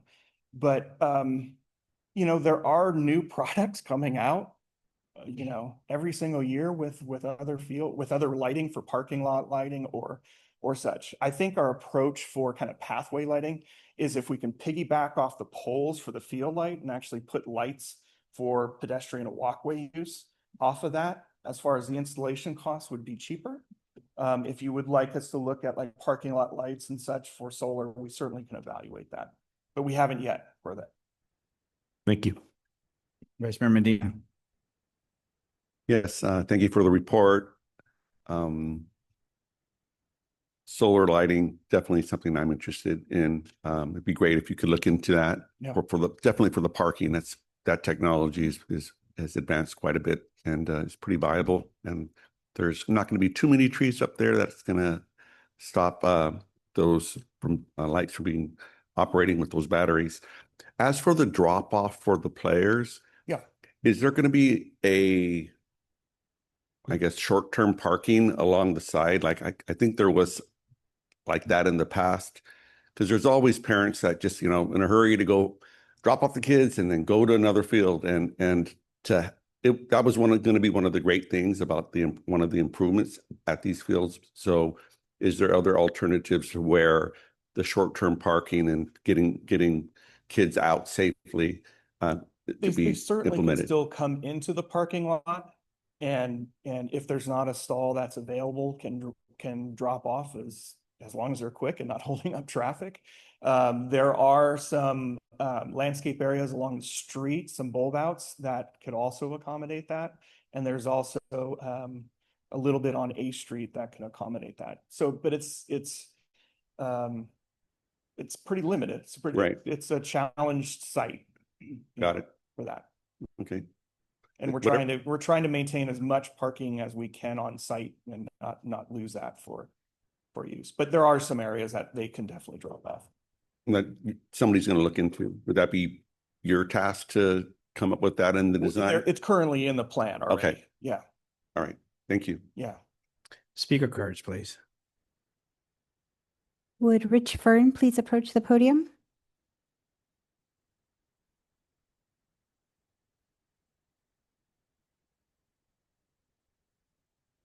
Good evening, Mayor and City Council. I've been here a few times talking about this project, so just wanted to rate that you hired Brian to actually be the architect on the job. That's awesome because he did the master plan originally. And my big problem was their bioretention area, which sounds like it's going to get redesigned now from what we originally had. So that was a big issue. And I just want to point out to staff, hopefully Brian's going to look into just putting a green footprint out there. No lines at all in the field, because since we're compromising the design, it's going to be there anyway. Because if you check with most of the manufacturers nowadays that install fields, because we were trying to do something at a different site, that's where they fail at the seams all the time. So it's better just to put a green field out there. You can paint it, you can change it any way you want. And if the data will probably, if Brian checks into it, that's where they always usually fail. And manufacturers going away from actually putting seams and eliminating as many lines as possible on their fields. So the durability of the field would be much better. If you look at Lions Field, when it changes, that's where you have issues. You go to a lot of the fields, that's where all the failures are. As far as the drop off, that was a big thing. And we had a great master plan, but obviously plans change. So you approved the master plan based on his best use of the space that was there. But now we have some concerns that are going to be coming up. And so I would just like to make sure that it's all transparent to the council and whoever's on the committee, because I did talk to the developer that was up there one time and we talked about a few things, and he talked about different ways you could do the lighting. And I'm sure Brian's well aware of all those things. And it looks like phase 1 and phase 2. So now, like all construction projects, it was going to be one date, and now it's almost going to be 6 months to years later, but that's what's going to happen there. So it's still, I'd like them to find out when they're actually going to turn the property over to the city, as far as when the construction actually would be starting once the design is done, because you can't start till it's done. And there's going to be some concerns about the civil part of it now, because originally that entire field had a drainage system that was there. And when the original developer designed everything, there was no civil plan about the site going through there. It was all for their development. So it was never taken into consideration. They were up there coring the site many times, so they were aware of the conditions that were there. But now the city and someone's going to incur some costs that weren't actually anticipated the first time around. And the parking, as you can see, when you have people here at the Aquatic Center, we don't have adequate parking. So parking was always going to be an issue. So the drop off is a big issue because the parents, as Marty Medina pointed out, a lot of parents just want to drop their kids and go. So if there's any way in the redesign, since he has to redesign some things anyway, maybe go back to drawing board and somehow have some type of drop off, maybe just a drop off lane at least that's lined in that parking lot, at least would help the parents just want to drop the people off. Thank you for time tonight. And the last thing I want to say, I know I'm out of time there. I want to thank a member of the city council. Pony Baseball had a tournament down there and he was down there working on his field. So it was great that one of your membership was down there working hand in hand, baseball and soccer together. So thank you very much. Thank you. Any other speakers? No other speaker cards. Thank you very much for the report. And yes, Director, if you have anything you'd like to add. Thank you, Mr. Mayor. I just wanted to give a brief update on where we're at with the remainder of the project. So right now, I'm working with this in conjunction with the city attorney's office and the city engineer to develop the contract for Toll Brothers to build this field. And we're hoping to bring that back either at the August meeting or our meeting in September. We're nearing completion on that. And then the next steps in that is that we continue our design up to the 90% design, where we'll be able to turn that over and get bids for the project so we can move forward on this. And then the hope is that we can start construction on this in early 2026. So that's where we're at. Thank you very much. Thank you for being here. Have a good evening. Good night. All right. If there's nothing, we'll move on to consent calendar. All items are considered routine or implemented with an earlier council action may be enacted by one motion. There will be no separate discussion unless requested. There will be one single public comment prior period for all these items in this section unless a council member had requested an item to have a separate vote. There are quite a few. So first I'll ask for, is anyone going to pull for a separate vote on any item? Seeing none. Comments, questions? I'm afraid there's so many items here. Mr. Hamilton, do you have any? Perfect. Mr. Medina. I submitted my questions on previously, so I'm good. You're good. Thank you, sir. Mr. Salazar. I would like to pull for comment items J, K, L, N, and O.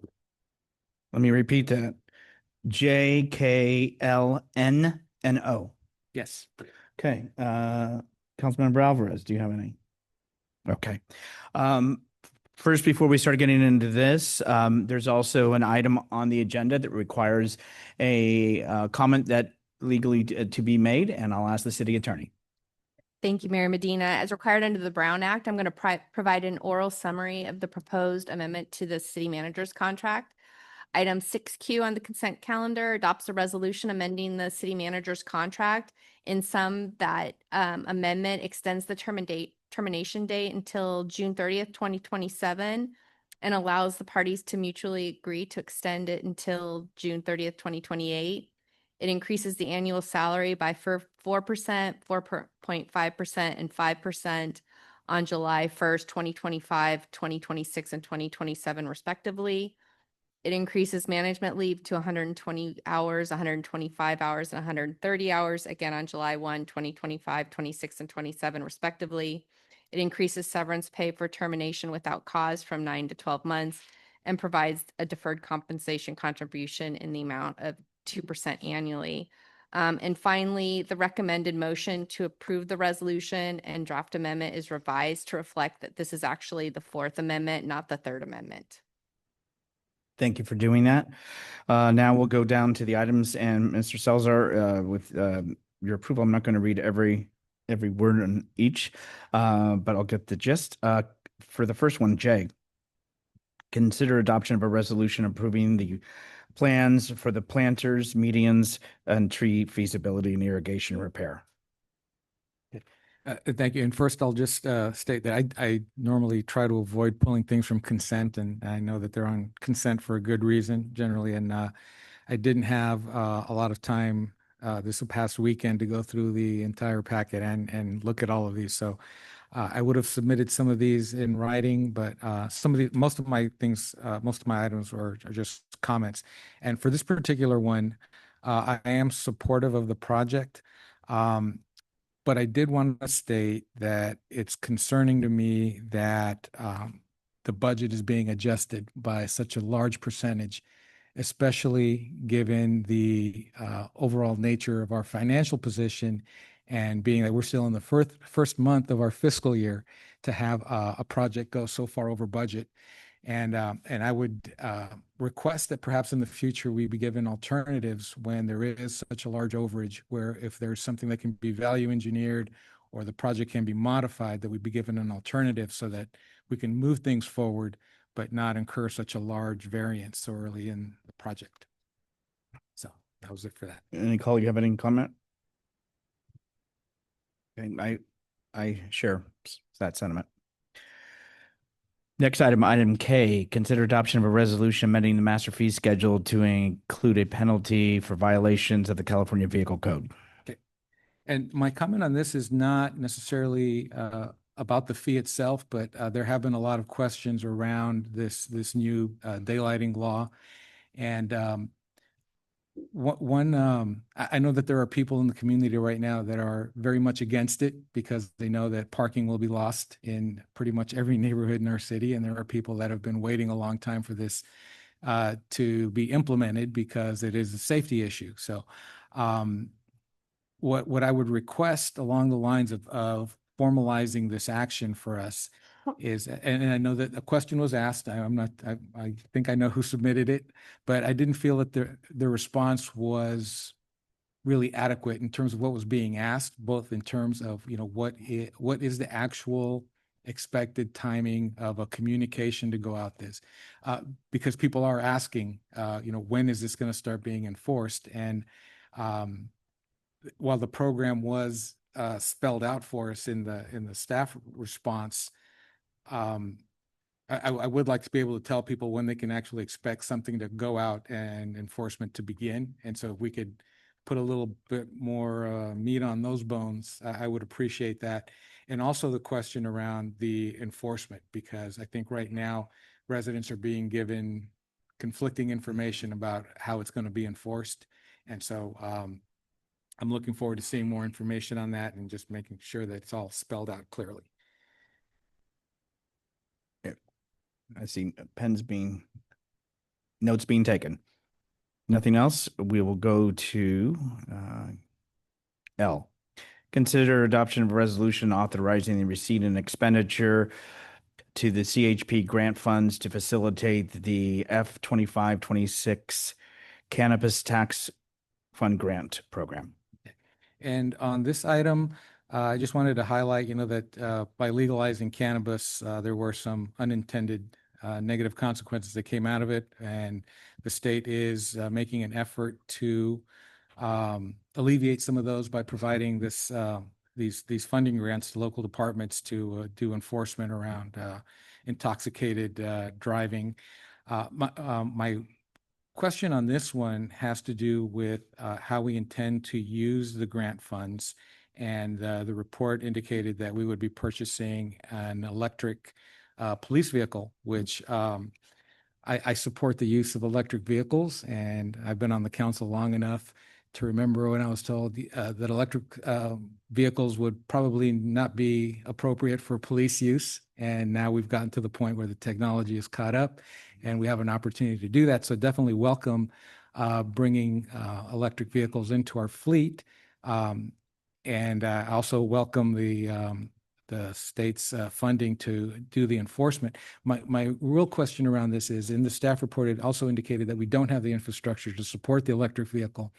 And so I really wanted to understand a little bit more about the conversation that's happening around, are we placing the cart before the horse, and what broader conversations should we be having around the city's long-term planning around electric vehicles? City Manager.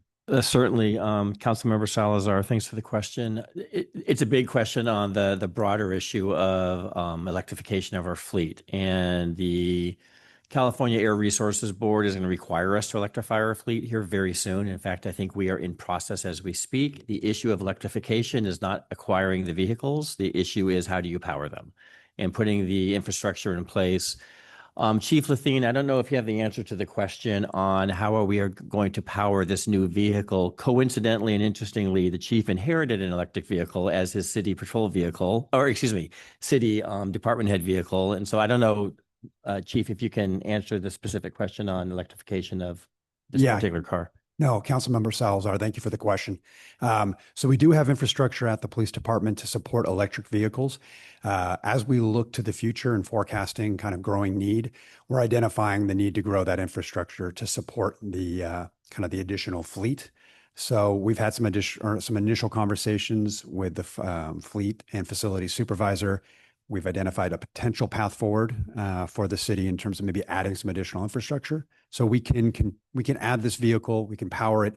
But as we want to move forward and even maybe grow past that, we're saying, hey, we need to be able to kind of add the infrastructure for those electric vehicles. Okay. All right. Thank you. It sounds like the right questions are being asked and we're moving in the right direction. So appreciate the clarification. Any other questions or comments?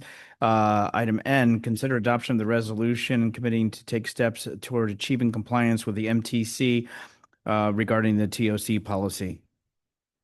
Okay, and on this item, I wanted to thank staff, specifically Director Gilly, for taking the time to walk me through in more detail what was involved in the resolution.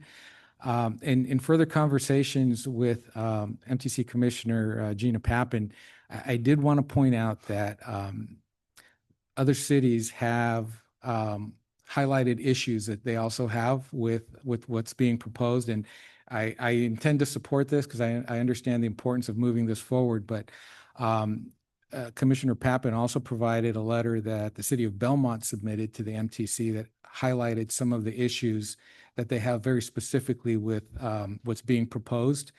And I think it is also important for us to look very closely at what our local needs are as we adopt these regional measures, because if there is an opportunity for us to raise issues ahead of time and make sure that our local needs are being addressed in these broader things, it is important to do it now.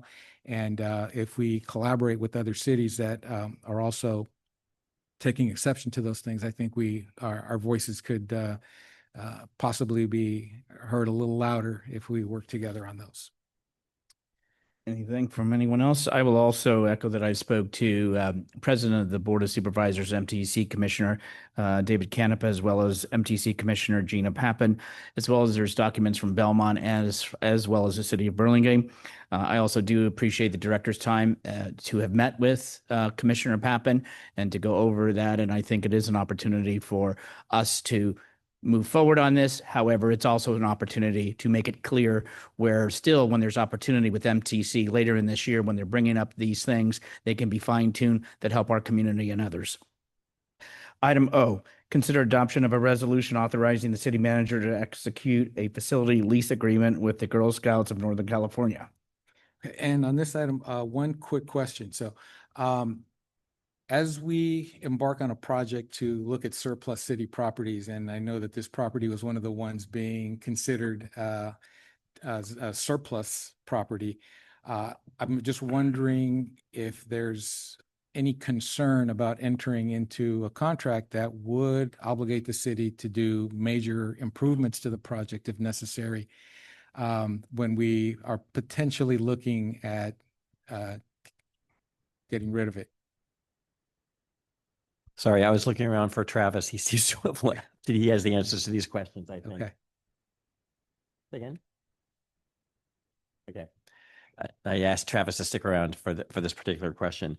My understanding is that the lease is an annual lease and that we are not committed to any major improvements. With our understanding is that it may be surplused in the future. We don't know that for a fact yet. So that's kind of, I mean, we're not going to put a new roof on, for example, for a 1-year lease to find out that we're going to sell the property, if indeed that's the direction we go. But I believe the contract does state that if major repairs are required, the city is responsible. Okay, he's gone. I knew that would happen. Okay. Do you have a? I can, yeah. Thank you, Mayor Medina and Councilmember Salazar. So there are provisions in here where it's the lessee's responsibility to do periodic interior repairs, HVAC repairs, janitorial, that type of thing. The city has responsibilities for oversight, compliance monitoring, providing assistance, addressing legal matters, financial oversight. I'm not seeing any, the lessee accepts the facility as is, and agrees to surrender it at the end of the term. I'm pretty sure I saw something in there that said that the city would be responsible for roof, load-bearing walls, other major structural things that require a repair. Give me a second, see if I can find it.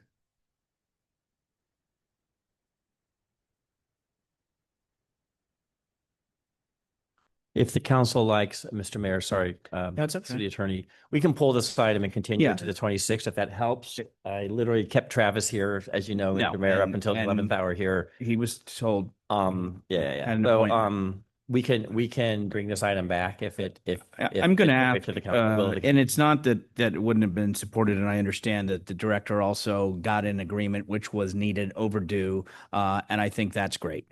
But I do think it's just like when we had Station 52 and there was consideration, let's do the ADA bathrooms, let's do this, let's do that. And we're saying, but we're going to want a new station. So I think that's, correct me, but that's where the council member's going. As we learned from even the volunteer firehouse, I mean, those were a lot of added repairs that if we're not going to keep it or as there doesn't have any parking, that doesn't have any parking. So if that's okay with you, city manager and city attorney? Yes. Okay. So unless council has a problem, well, you can make it an emotion. Thank So, all right. Thank you, everybody, And for I was consent. Oh, going to all right. highlight that the section I was referring to is 8G. The city shall retain sole responsibility for major repairs beyond normal wear and tear of the facility, including but not limited to repairs to the roof, foundation, and load-bearing walls. Okay, so that was in the motion. We can pull it. Are there any public comments on these consent items? I have no speaker cards. Mr. Salazar, why don't I turn it over to you for a motion? Thank you. Since I caused all the commotion tonight, I will make a motion to approve all items with the exception of item O. I'll second. And that item will come back at a future council meeting, item O. All right, motion is to approve all consent, but O, with O coming back at a later date. All those in favor say aye. Aye. Any opposed? Recorded as a 5-0 unanimous vote. Okay, thank you, everyone. So now let's move on to item 7. We have 2 items on 7 by request. We're going to go to item B first, and then we will go to item A. City Clerk, item B.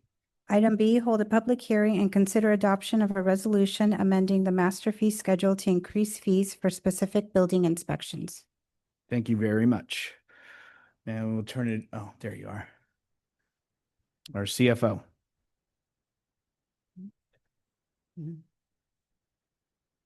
Just one moment, Mr. Mayor. I need to be promoted. And as you pull that up, it again, we've gone over this. It's I don't want to call it cleanup to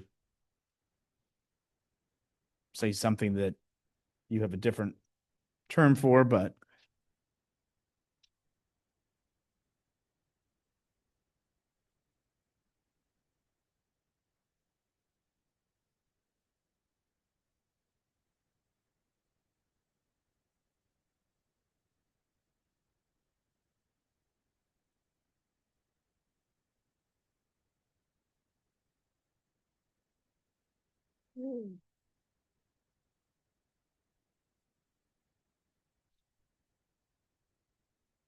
Super. Thank you.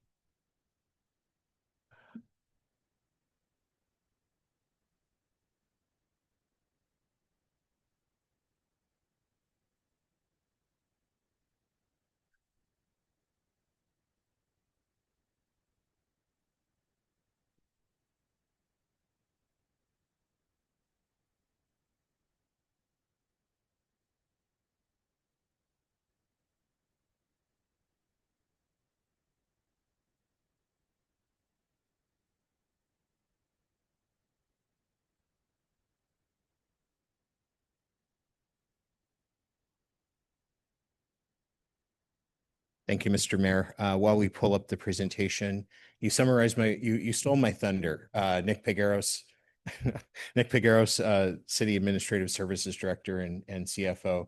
The item before the council this evening is a cleanup measure to the previously adopted master fee schedules. I'll just go through a quick background and recommended fee schedule changes. So the background here is staff presented two updates to the master fee schedule effective July 1, 2020, or for fiscal year 25-26. The first was on April 22nd when we brought the vast majority of development fees to you, and that is one area that we are correcting. And then on June 10th, we brought the community services fees. The fundamental pieces here are that in chapter 2 last year when we changed when we kept the cost recovery for fireworks, enhanced enforcement and education at 7%, that did not get included in the fee schedule. The 7% was effective for the last July 4th, and it is effective for this current July 4th. This just provides greater clarity. The current fee schedule says that the city shall pursue cost recovery. There is no fiscal impact. The budget was prepared with the assumption of a 7%, which is about $47,000. The second correction is in the building. There are two corrections in the building inspection section. The first was when we did the update to the fees. There was an overwrite of fees in section 426 to 27B. And then there was also a need for a correction in re-roofing inspection fees. Again, no fiscal impact. The budget was based on the correct fees. And because this is a development related fee, there is a 60-day waiting period before it takes effect. So with that, the recommendation is that you hold a public hearing on the recommended changes to the fee schedule, and then at your discretion, adopt the resolution amending the schedule. And with that, I'm happy to answer any questions. Thank you for your report. Are there any questions from colleagues on the presentation as just presented? Seeing, hearing none, this is a public hearing. I'll open the public hearing. Are there any speaker cards? No speaker cards. Again, if I do close public hearing, there will not be another opportunity in which to speak on this topic. Last call, are there any persons here wishing to speak on this item? Seeing and hearing none, I'll entertain a motion to close public hearing. Second. Motion and seconded to close public hearing. All those in favor say aye. Aye. Any opposed? I hear it as unanimous, recorded as a 5-0 vote. Back to my colleagues. This is a resolution. Any action? Make a motion to approve the resolution as read by the city clerk. I'll second. Got all quiet. Everybody got shy. So it'll be motion made by Hamilton, seconded by Rico Medina. All those in favor say aye. Aye. Any opposed? Passes unanimous, recorded as a 5-0 vote. With that, City Clerk, we'll move on to item 7A. Do you need water first? No. Okay. I'm ready. Item 7A, hold a public hearing and consider adoption of a resolution to amend the transit corridors specific plan to simplify zoning designations in the plan area by removing the Civic Center zoning designation and finding such action exempt from the California Environmental Quality Act, introducing reading by title only and waiving further reading of an ordinance entitled An Ordinance of the City Council of the City of San Bruno amending the zoning map to clean up and simplify zoning designations by the transit corridor specific plan area by rezoning parcels on the southern side of the San Bruno Avenue between El Camino Real and Elm Avenue and the western side of El Camino Real between San Bruno Avenue and Angus Avenue from planned development to the high-density mixed-use, rezoning parcels on the southwestern corner of El Camino Real and Angus Avenue from Civic Center to high-density mixed-use, and rezoning a parcel on 500 Sylvan Avenue from planned development to Central Business District, and finding such action exempt from the California Environmental Quality Act, introducing reading by title only and waiving further reading of an ordinance entitled An Ordinance of the City Council of the City of San Bruno amending Article 3 of Article 12 of the Municipal Code to clean up, clarify, and simplify regulations and finding such action exempt from the California Environmental Quality Act, and introducing reading by title only and waiving further reading of an ordinance entitled An Ordinance of the City Council of the City of San Bruno canceling Mills Park Development Agreement and finding such action exempt from the California Environmental Quality Act. I and the entire city council thank you for that reading. With that, I'll turn it over to the director, please. Thank you, Mr. Mayor and members of the city council and the city clerk. The agenda item tonight. Oh, I apologize. Rico didn't read his note. I was on a roll. But first, before we continue, and I just sorry to put a pause on director, may I call upon Mr. Councilmember Salazar wish to make a statement. Thank you. Forgot all about me in just a minute. So the Political Reform Act prohibits public officials from participating in decisions in which the official has a financial interest. And I just wanted to state that the law is intended to prevent greedy politicians from enriching themselves through their decisions, but also has the unfortunate effect of occasionally preventing local officials from participating in important decisions. I wanted to make that statement because some of the properties being discussed tonight in the next item are within 1,000 feet of my primary residence. And for that reason, I will not be able to participate and I will be recusing myself from the rest of the meeting. Thank you. Thank you for the comment and statement, and we'll just wait. We'll pause for a second, Director, and then we'll turn it back over to you. Sorry about that, Mr. Salzer.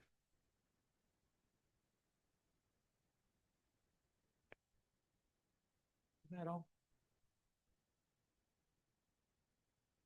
Please go ahead, Director. thank you, Mr. Mayor and members of the council. This agenda item is a cleanup amendments to the transit corridor plan and miscellaneous zoning ordinance amendments. This is the agenda for the item. We'll go through the objective, the background, the amendments themselves, have a recommendation, public comments, and then be available for questions and a final action. Again, the objective is to approve cleanup amendments for the transit corridors plan, the TCP, and miscellaneous zoning ordinance amendments that we have bundled along with the TCP amendments. To note, this is a city initiated amendment meant to be proactive to help update the transit corridors plan with just cleanup changes. With me to present the first part of this item is Kelly Beggs, Assistant Director of Community Development. Thank you. Good evening, City Council members. I'd like to start off with some background. So City Council adopted the Transit Corridors Plan in 2013, but the zoning to implement the plan was not adopted until 2021. So in the absence of zoning consistent with the Transit Corridors Plan, which I'll call the TCP, projects approved between 2013 and 2021 utilized individual plan development zones to receive entitlements. However, PD zones are generally designed to be consistent with the TCP, but PD zoning is generally more stringent and only allows development of a specific project, while the mixed-use zones adopted in 2021 are more flexible, allowing a range of uses with general height and bulk parameters. So this cleanup presents an opportunity to fold the Civic Center and PD zoning districts in the TCP area into alignment with the mixed-use districts. On the CC or Civic Center zoning, only 2 parcels exist with that zoning designation in the entire city. Rezoning the underlying parcels to TOD2, which is one of those mixed-use zoning districts, is also included in this package, which is intended to provide the city with more options for future use of those parcels in alignment with City Council's initiative to fiscally assess the city's properties. So this slide shows the current and proposed zoning of the parcels that are zoned as PD CC now in the transit corridor plan. As you can see, the map amendments, or I think will be some animation, there you go, change the zoning designations for the City Hall, Library, and Fire Station parcels to TOD2, the Mills Park project area to TOD2, the medical office building on San Bruno Avenue to TOD2, and lastly, the parcel at 500 Sylvan Avenue to CBD. These zone changes, as you can see, result in a cleaner, more common sense map that applies unified development standards to a key area of the city. This next slide lists the major components of the TCP cleanup element of the ordinance. As described earlier, the CC district will be removed. CC and PD zoned parcels in the TCP area will be rezoned to the appropriate and often adjacent mixed-use district. Public safety facilities will be allowed uses in all mixed-use districts to allow the city to continue operating facilities like fire stations in the absence of that civic center zone. Ground floor residential will be allowed throughout the central business district, which is part of the housing element implementation. And lastly, the Mills Park development agreement will be canceled, which I'll describe on the next slide. The Planning Commission voted 5-0 to recommend that City Council approve these changes earlier this month. This package also includes an ordinance canceling the Mills Park development agreement. The applicant does not wish to move forward with this project, so the city and applicant are mutually proceeding with canceling the agreement, and you can see that in attachment 5. In addition to the TCP cleanup items, we're using this opportunity to bundle minor amendments to clarify or correct or simplify changes in the zoning ordinance as a matter of efficiency. The bundle also includes minor amendments to the commercial cannabis section of the code, and I'll now hand it over to Director Gilly to review the Planning Commission's recommendation on the zoning code amendments. Thank you very much. So this table outlines the Planning Commission recommendation on the zoning code amendment portion of the package. All of the code amendments other than the commercial cannabis changes, the commission voted 5-0 to recommend that the City Council adopt. They took a separate motion and vote on the commercial cannabis amendments on a 4-0 vote with one person recusing. They recommend approval of changing the minimum age to 18 if there's a recommendation of a physician. They recommended yes to allowing curbside pickup if the procedures for that are approved by the police chief. But they voted against the change that would have allowed the business to add the term dispensary to their signage. The perspective of the commission was that they believe the intent of the original cannabis signage was that the business and signage be as discreet as possible, not to stand out or call attention to it. Staff concurs with the PC that the wording of the ordinances was trying to achieve that. But at the same time, staff authored this amendment to add the word or the term dispensary to be as minor a change as possible. And staff does not believe that council adopting this amendment, allowing this additional word, would necessarily be an issue to the community. There were no public speakers at the Planning Commission meeting who raised this issue.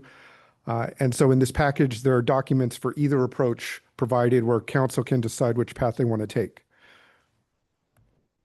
Closing out this overall item from an environmental review standpoint, the TCP cleanup changes, cancellation of the development agreement, and the bundled zoning amendments do not require any additional environmental review. And staff recommendation is to, as read by the city clerk, adopt a resolution to amend the TCP based on attachment 1, introduce an ordinance amending the zoning map based on attachment 2, introduce an ordinance amending the municipal code either based on attachment 3, which is the Planning Commission recommendation, which would not allow the additional signage option, or through attachment 4, which would allow all the amendments, including the change to the signage regulation. And then lastly, introduce an ordinance canceling the Mills Park development agreement based on attachment 5. This concludes staff's presentation, and we recommend taking public comment, and then staff is available for any questions. Thank you both for the information and the report, and we'll do as I'm told and what staff has just directed me to do, and we will open it to public comment. This is a public hearing. Public hearing is now open on any of those items that were just presented. May you please begin? Yes. How many speaker cards do we have? I have 5 speaker cards. All right, we'll Would go the 2 minutes each. Following members of the public, please approach the podium. Julie Lind, followed by Bobby Petrini, followed by Devin Warlow, followed by Josh Lewis, followed by Christine. Good evening, Mayor Medina, council members, and staff. I'm Julie Lynn with the San Mateo Labor Council, representing 104 affiliate unions and over 85,000 members and their families countywide. I'm also a proud member of Embark Community Advisory Board. I'm here tonight to speak in strong support, loudly over a microphone now, of amendments to your cannabis ordinance, changes that will further support quality jobs, responsible business practices, and a more equitable local economy. As a representative of the labor movement, I want to underscore how rare it is to see a cannabis employer operate with the kind of integrity and accountability Embark brings to every community they serve. It's rare of employers in general, which is a whole separate conversation that'll take more than 3 minutes. From day one, Embark has partnered with labor, upheld workplace protections, and invested in the development of local workforce earning living wages with access to benefits and to career pathways. The proposed amendments allowing for curbside pickup, expanding access to medical patients 18 and older, and permitting appropriate signage are not only common sense updates in line with state law, but essential tools to ensure Embark remains a viable and responsible employer and partner in your city. In a time when far too many employers cut corners and exploit gray areas to avoid honoring workers' rights, Embark has consistently demonstrated what it means to be a worker-friendly and worker-supporting business. Whether through neighborhood cleanups, charitable giving through the advisory board, or the creation of quality jobs protected by collective bargaining agreements, they're continuously enhancing the business model that reflects our shared values of dignity, fairness, and community responsibility. At a moment when we need more employers to step up and do right by their employees, it's even more important to support our businesses that already are and the standards that they set. The requested amendments will ensure Embark can continue to grow and deliver on their commitments that they've made, not just to the workers, but to the community as a whole. Thank you so much for your consideration and your time. Next speaker, please. Thank you, Mayor Medina and members of council. My name is Bobby Petrini, and I proudly serve as the local owner of Embark San Bruno and the chair of our Community Advisory Board. Having grown up in San Bruno, I take the responsibility of partnering with Embark to bring responsible cannabis to our community very seriously.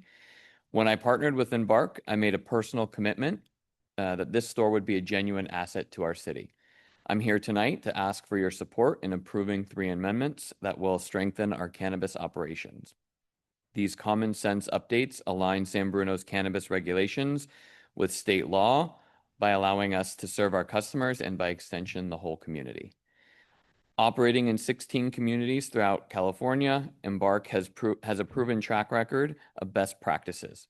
These 3 amendments before you tonight are to ensure our operations serve the community as sensitively and efficiently as possible.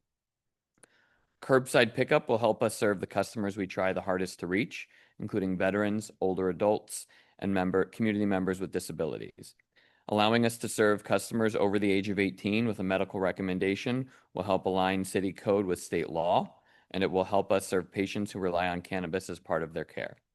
Finally, simple, discreet, and sensitive signage will allow us to reach a broader portion of those traveling through the neighborhood and ensure cannabis customers know where they can buy their products safely and legally. Since opening, I've served as Embark's community liaison and chair of the Community Advisory Board. We've already distributed $15,000 to support programs like the Downtown Mural, San Bruno Youth Baseball, the fire department's bike helmet giveaway, and to purchase instruments for the Parkside Jazz Band. In August, we'll be allocating another $15,000 to San Bruno-based organizations recommended by our board. We look forward to continuing to responsibly serve the San Bruno community. We appreciate this council's support and respectfully urge you to adopt these 3 measures. Thank you for your time, leadership, and continued partnership. Next speaker, please.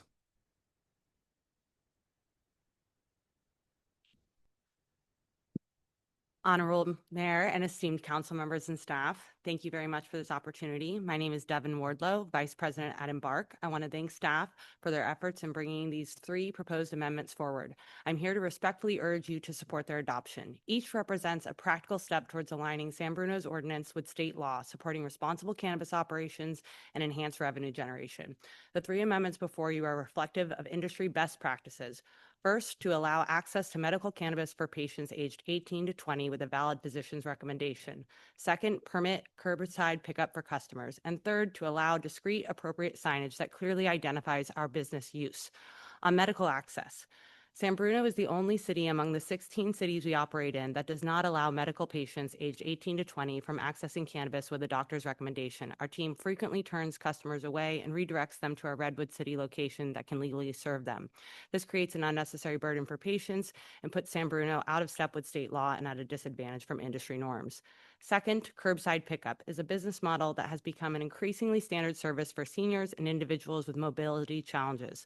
Under this model, customers place an order online that is fulfilled in store and safely and securely delivered to a customer waiting in a vehicle immediately outside the storefront. When implementing a curbside model, the same rigorous protocols for safety, video surveillance, and age verification that we use in store all apply. Third, and perhaps most impactful, the signage amendment. I want to thank Director Gilly and his team for working closely with us to ensure the proposed amendment aligns with the city's intent to maintain a sensitive and understated retail presence. Our request is to use the word dispensary on our signage to help potential customers understand our business use. To be clear, this is not a promotion of products through flashy signage, just the ability to simply and appropriately identify our use. We take a similar approach in Redwood City, where we are happy to report nothing but positive interactions with neighbors and community members. We submitted an example of possible signage for staff to review and are committed to working with city staff on any design elements to ensure compatibility with the council's vision. We understand that questions were raised by the Planning Commission regarding the signage amendment, and we want to reaffirm that we are fully aligned with the city's commitment to maintaining a discreet and respectful storefront presence. Our intention is not to promote products, but simply to use clear language that helps prospective customers understand the nature of our business. Together, these amendments represent common sense updates that will improve the customer experience, support patients, and enhance revenue generation. Since opening in November, we've made it our priority to build trust with our neighbors, contribute meaningfully in the community, and maintain a storefront that reflects the values of this community that we are very honored to serve. These amendments are part of that continued effort, and we believe they will benefit both our operations and the city. Thank you again for your leadership. We are grateful for your partnership and respectfully ask that you approve these 3 amendments tonight. Thank you very much. Next speaker, please. Honorable Mayor, council members, and staff, my name is Josh Lewis. I serve as Government Relations Manager for Embark. And not to reiterate what Devin said, but just wanted to come and share a little bit more about the impact of these amendments on our community giving. Embark follows a really simple model for our community give back initiatives. We empower the right people to come to the table. We give them 100% of the authority over how the funds that we're giving back to the community are spent. They come to our quarterly board meetings, decide on allocations of funding, and then we're able to quickly and nimbly address priority community needs. These amendments are straightforward, but they will provide us with additional resources for our community advisory board, meaning that we'll be able to do more to serve the community through our quarterly community advisory board meetings. As Bobby mentioned, we've given out $15,000 to date to 4 charitable causes in the city of San Bruno. We look forward to many more meetings and hopefully many more dollars to come in the future, and know that these amendments will only make that work more possible. Thank you. Thank you. Next speaker, please.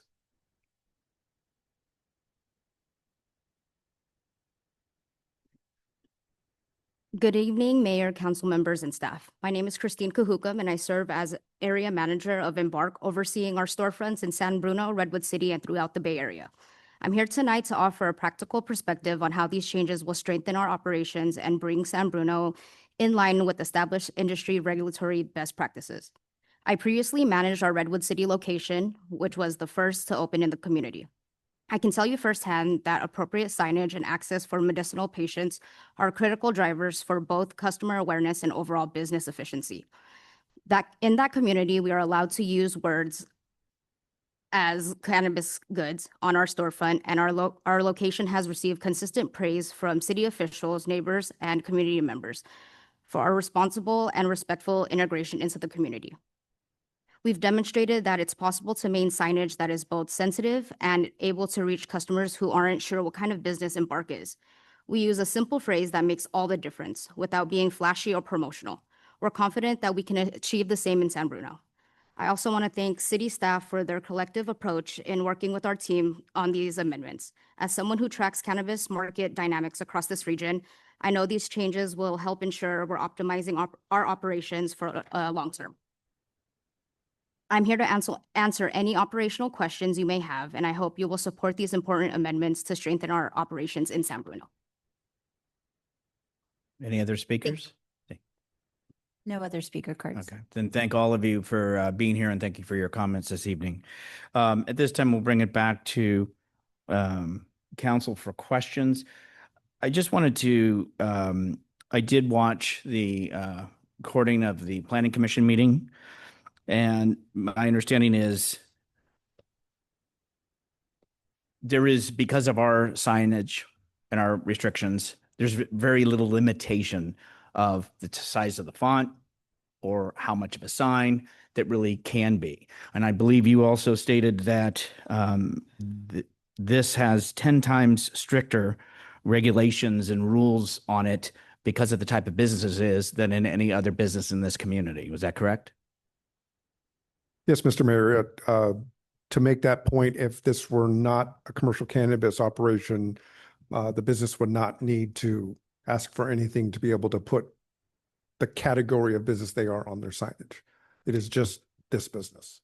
And in understanding, watching the meeting, it seemed to, again, it was about being discreet. But then also in the same vein during the meeting, I heard, well, if we had 3, and I'm thinking, okay, that's now it's being less or more. The commission seemed to also have some comment of if it were near a transit facility, or if it were near some other location, but this is on the El Camino, but it was as matter of just knowing what's inside the facility. And I was looking to the El Camino, Camino Corners, the dry cleaners, and what you just stated is correct. They can operate and say as what they want, which is in this building.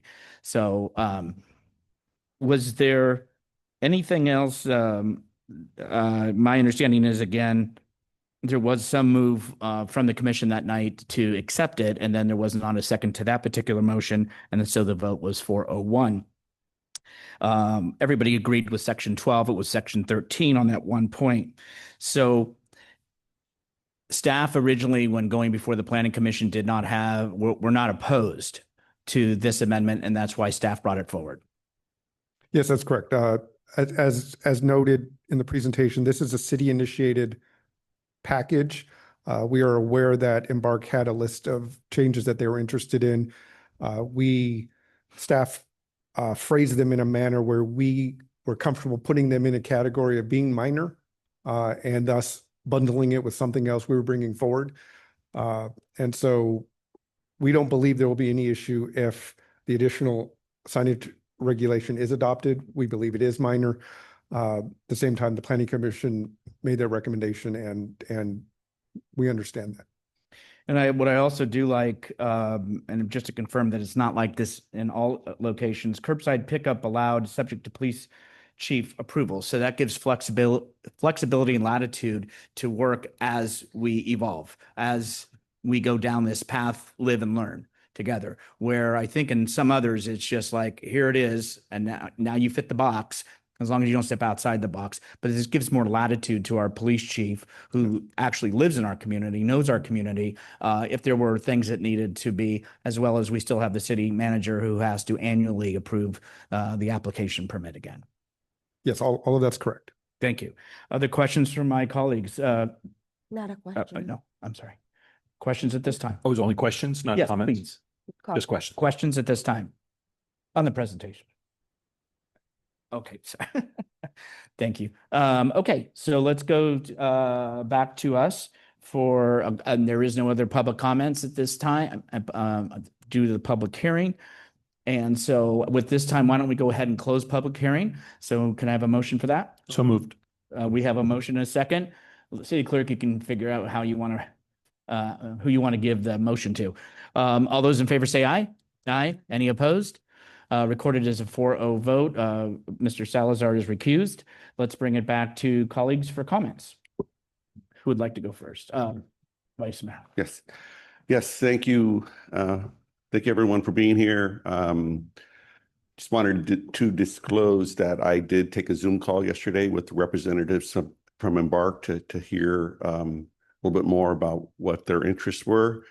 I did ask a number of questions that I explained I'm going to ask tonight, which are, have there been any problems with police activity having to come to Embark? I know that was one of our community's concerns. Earlier on, like the first week, I recall getting a text or reading on social media as well that there were some parking issues. And so I was told that there haven't been any problems. And I was wondering if staff could confirm that we've had no activity or any real need for the police to come by and to deal with that situation. As the police chief comes up, city attorney, I know we're about the curbside, so I'm going to say this has to deal with the curbside, not the signage, more or less, and falls within what's before us tonight. Mayor Medina, would you please repeat that? So I'm wondering, it's about maybe parking in the neighborhood or police response if necessary. So is that within the purview of this topic? I mean, it's kind of broad because it's affecting three things specifically. So that's why I just want to clarify before we continue. If I understand what Vice Mayor Medina is asking for, which is additional information about police activity, and I think if it seems relevant to decisions about how you're going to change, Modify the rules related to. I just wanted to operation. clarify, so because we may go outside that a little bit. So thank you, Marty, for the pause. Chief? Yeah, thank you for the opportunity to weigh in. No, as I've joined the team and also spoken to my staff, we haven't experienced any police activity related to criminality or to parking issues in the recent past. Councilmember Hamilton. So I'm just going to comment on the whole item because there's this piece related to the dispensary is one piece of a bigger item, and I just want to make just a general comment that these are great changes. I appreciate the work being done to make things simple, and a long time coming. There's a lot of little weirdsies throughout our general plan. So it's great to see these cleaned up, and I appreciate the work of staff and of our planning commission to get those, and I'm supportive of all of those things. So getting here to the cannabis regulations, I am supportive of all three of these amendments. The allowing customers 18 years and older with a doctor's note it is a no-brainer. That was one of the first things that I learned was a deficiency in our code after Embark opened, hearing from some of these customers having to go to other jurisdictions to get what they need for their care. Secondly, with the curbside pickup, I should also disclose I had a meeting with Embark staff and others yesterday as well, and the fact that all of the same security procedures are in place when it's for curbside as when you go into the store, or since those are all in place, I'm supportive of that. So then coming down to this last one, allowing the word dispensary to be included on the signage, this is a very minor change. It's a very simple change. It would be very different if they were coming and asking for a 40-foot leaf in neon over their building, but they're not. They're asking to allow this one word to help people know what their business is about. And if we can take this simple action to help them improve their sales, we should do that. It's also hard to ignore when considering this that we are talking about keeping signage for the dispensary discreet to the point of uselessness when our many vape shops that are around town are permitted to and do have blinding LED lights that can be seen from space advertising their products. So it's hard for me to reconcile those two things. So I am absolutely in favor of this, and for these reasons, I will be voting in support of including all of the proposed amendments to the municipal code, including item 3B, attachment 4, related to the signage. Thank you, Councilmember Alvarez. Thank you, Mr. Mayor.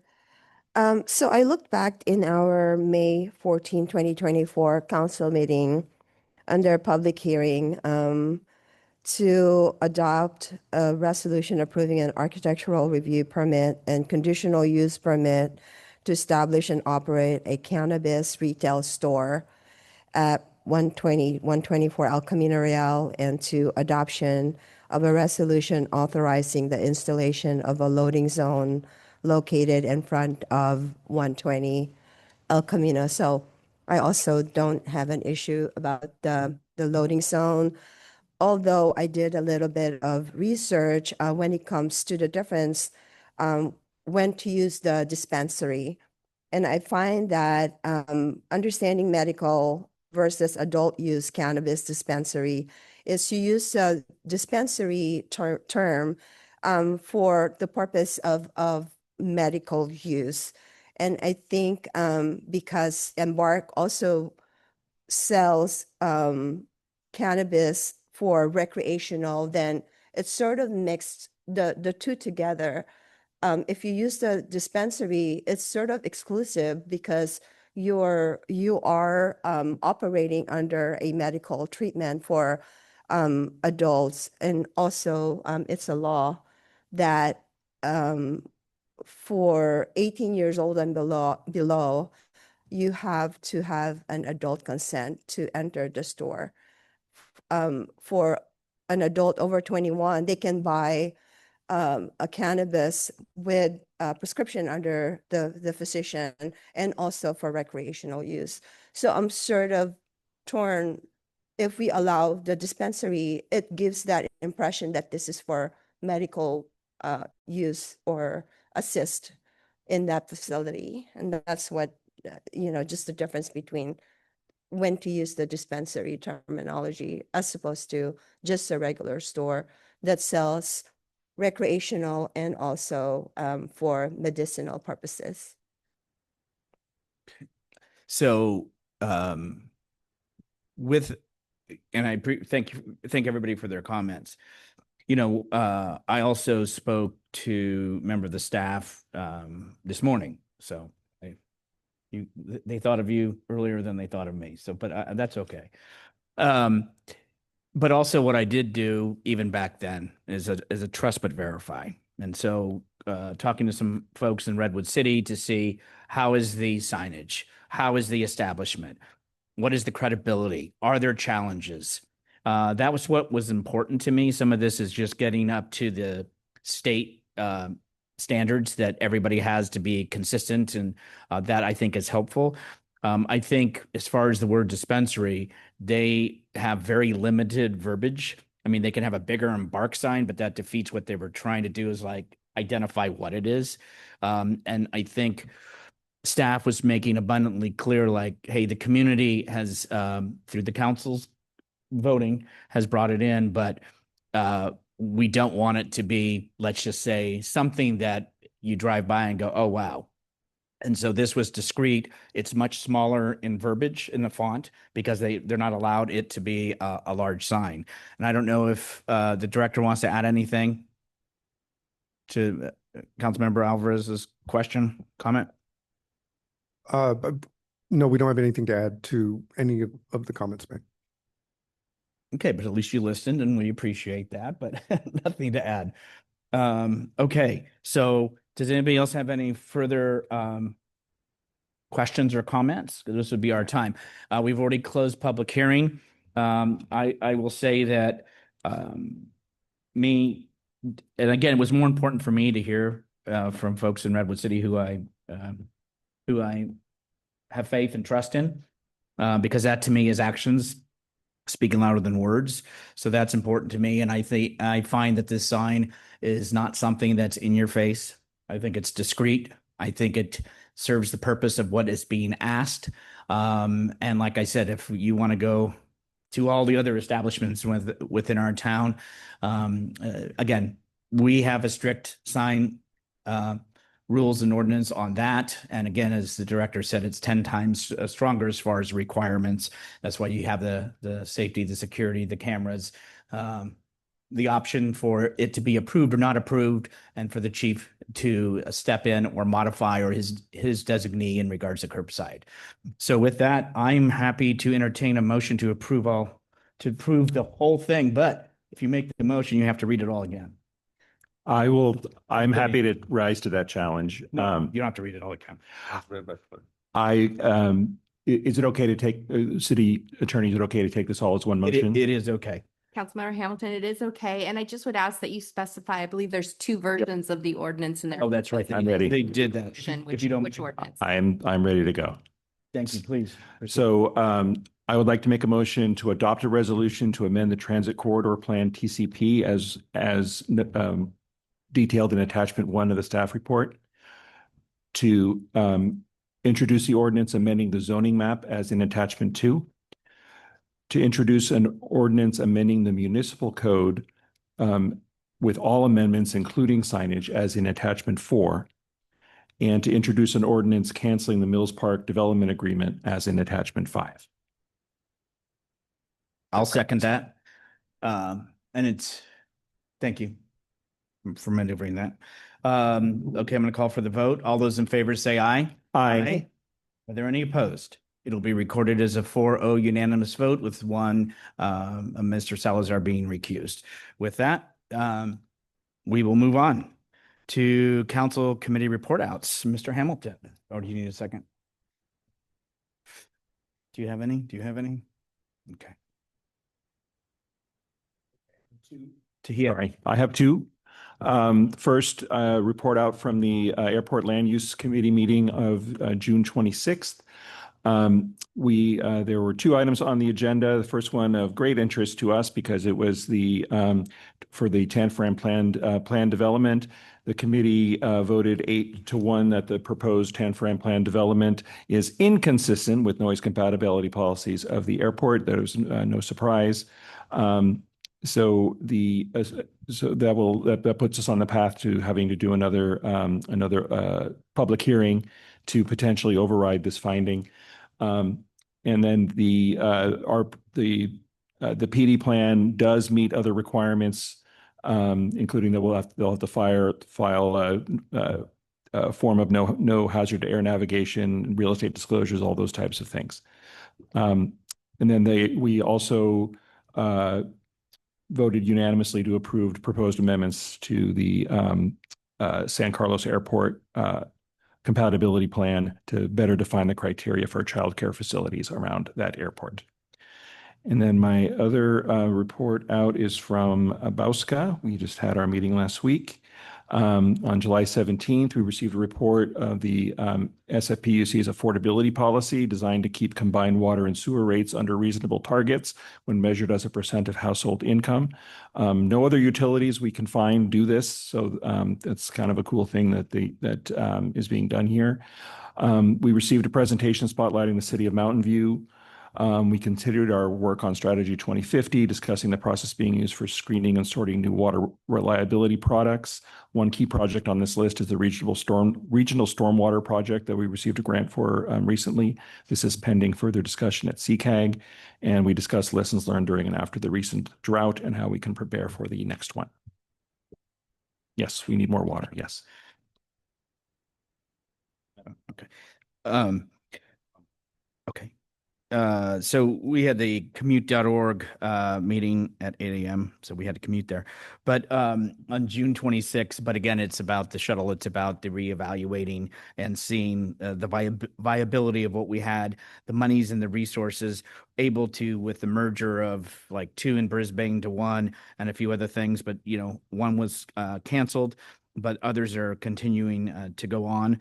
We had the Council of Cities, which we held last month, and Mr. Hamilton, Mr. Medina, we were there, which I thought was something amazing to see. I had not been in that establishment, so I was quite impressed and taken back. And it just, as far as we know with Measure 63, They have a special Caltrain meeting tomorrow at 3:30. Going to have Samtrans, and there's much discussion, much dialogue that will be taken up at the Samtrans to a recommendation to opt in, opt out. But there's a big push, a lot of emails coming in about a gross receipt tax versus something else versus something else. So a lot to come, a lot to follow when it comes to that. There being no other report outs, let's go to comments from council members. Sandy, do you have any? Oh, thank you. Oh, and Thank you, Mr. Mayor. Sandy does have an item which she's going to be talking about, which is discuss compensation at a future council meeting. So she's going to give a presentation, and it'll be, do we wish to bring this to a future council meeting? Mrs. Alvarez. I just want to read the City of San Bruno, Chapter 2.04, approved ordinance in 2001 for subsection 204140, salaries of city council members. Subsection A, salaries to be based on population. This section is enacted pursuant to the section 36516 of the Government Code, authorizing the city council to provide by ordinance that each member thereof shall receive a prescribed salary, the amount of which is based upon the population of the city as determined by estimate made by the State Department of Finance. Subsection B, population of city. As of the date of adoption of this section, the estimates of the population of the city made by the Department of Finance shows that the city is within the 35,000 to 50,000 population group. Subsection C, salaries established. Each member of the city council shall receive a salary, the sum of $486 per month. Said salary shall be payable from and after the date upon which one or more members of the council begin a new term of office following the November 6, 2001.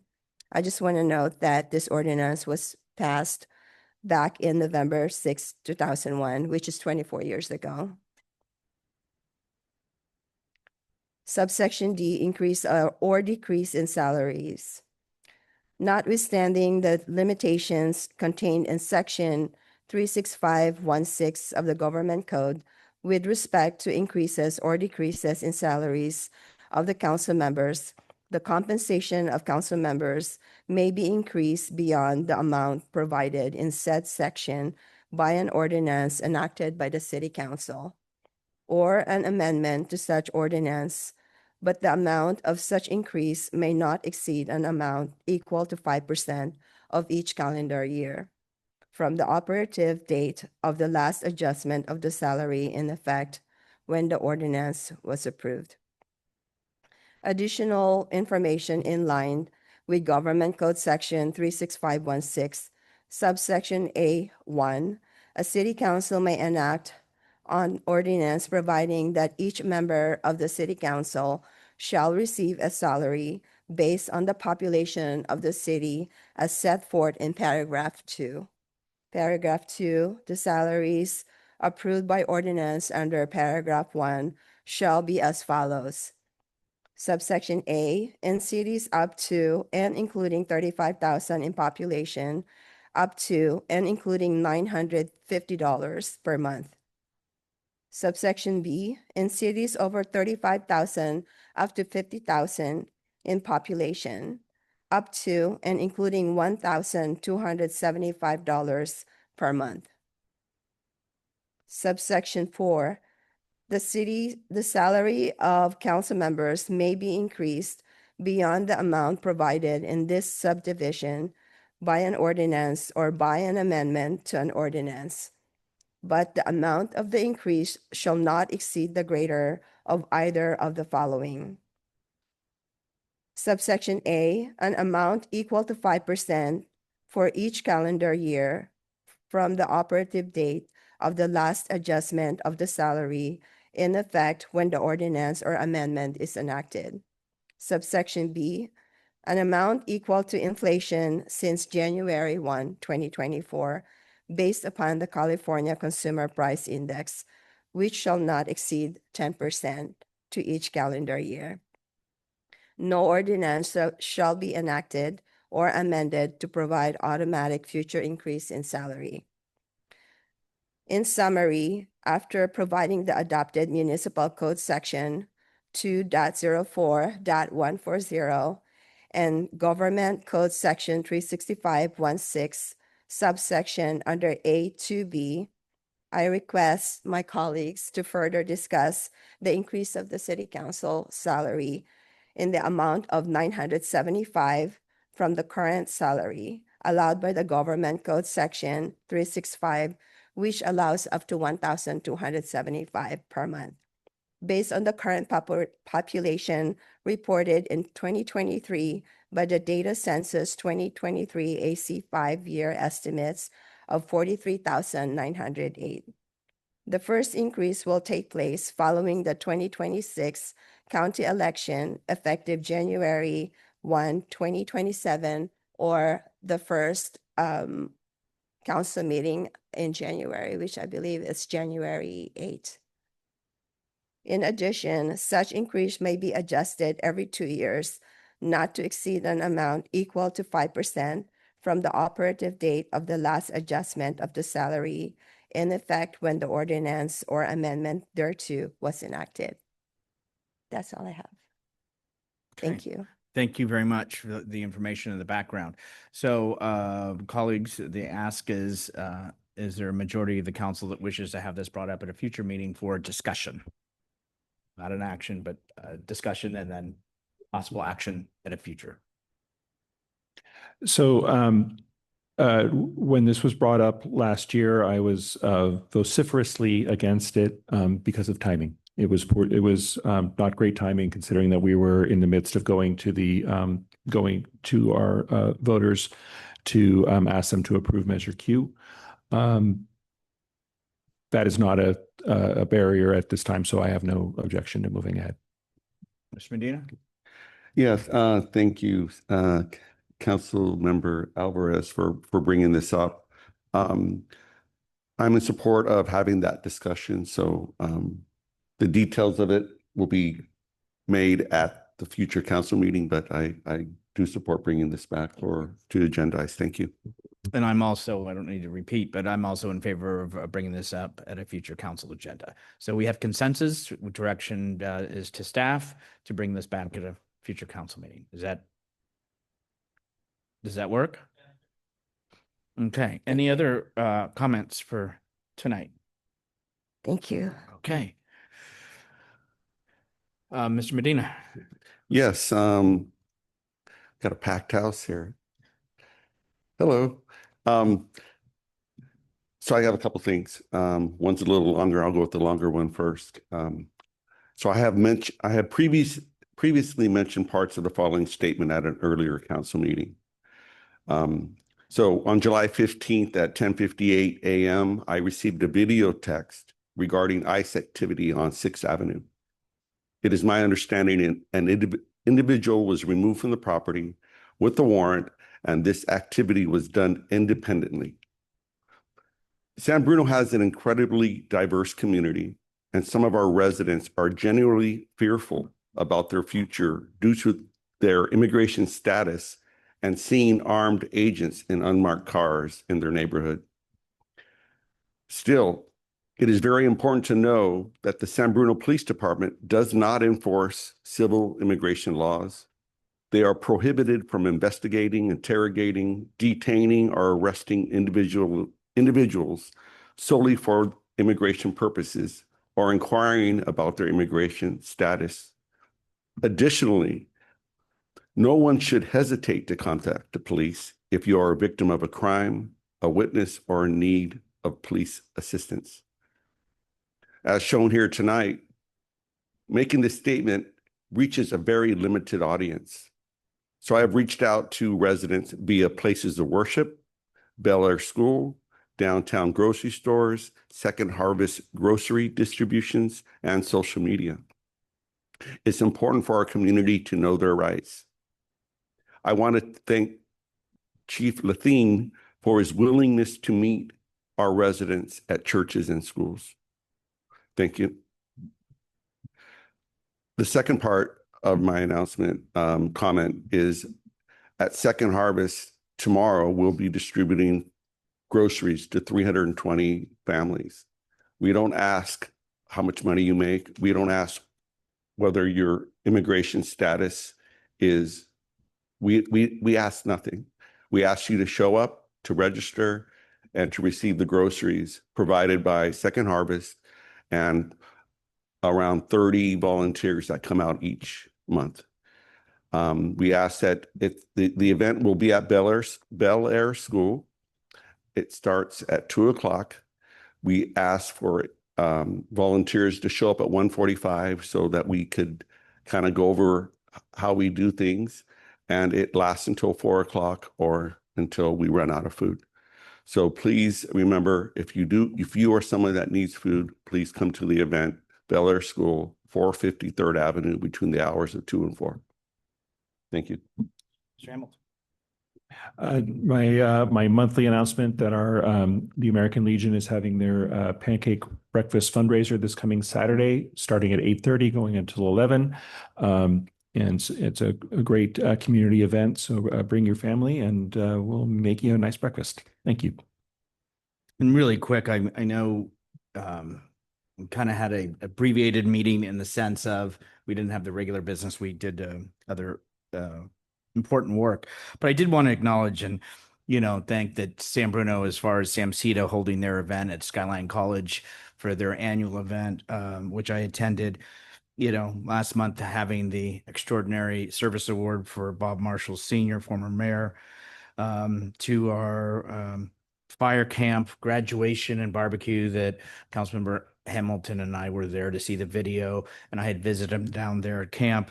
And it's exciting to see the young kids and the parents who are just as excited and thrilled. And who else at that age gets to, shall we say, destroy a automobile behind the fire station? And of course, we had our chief that got his swearing in, and as the vice mayor indicated, he already has been meeting with clergy and others and reaching out as he said he would. And so that is obviously much appreciated. And Community Day, which was held the next day after the graduation and after Channel 2. And again, just so people do know, when I was here Saturday at Community Day, there were still folks like, well, why didn't they show this and why didn't they show that? And again, as I reiterated earlier, truly it was them and they. And if you noticed the way I looked at it, because the weather was modest down here, if that, but we do have 263 days of sun in San Bruno, so it is warm and sunny in our city.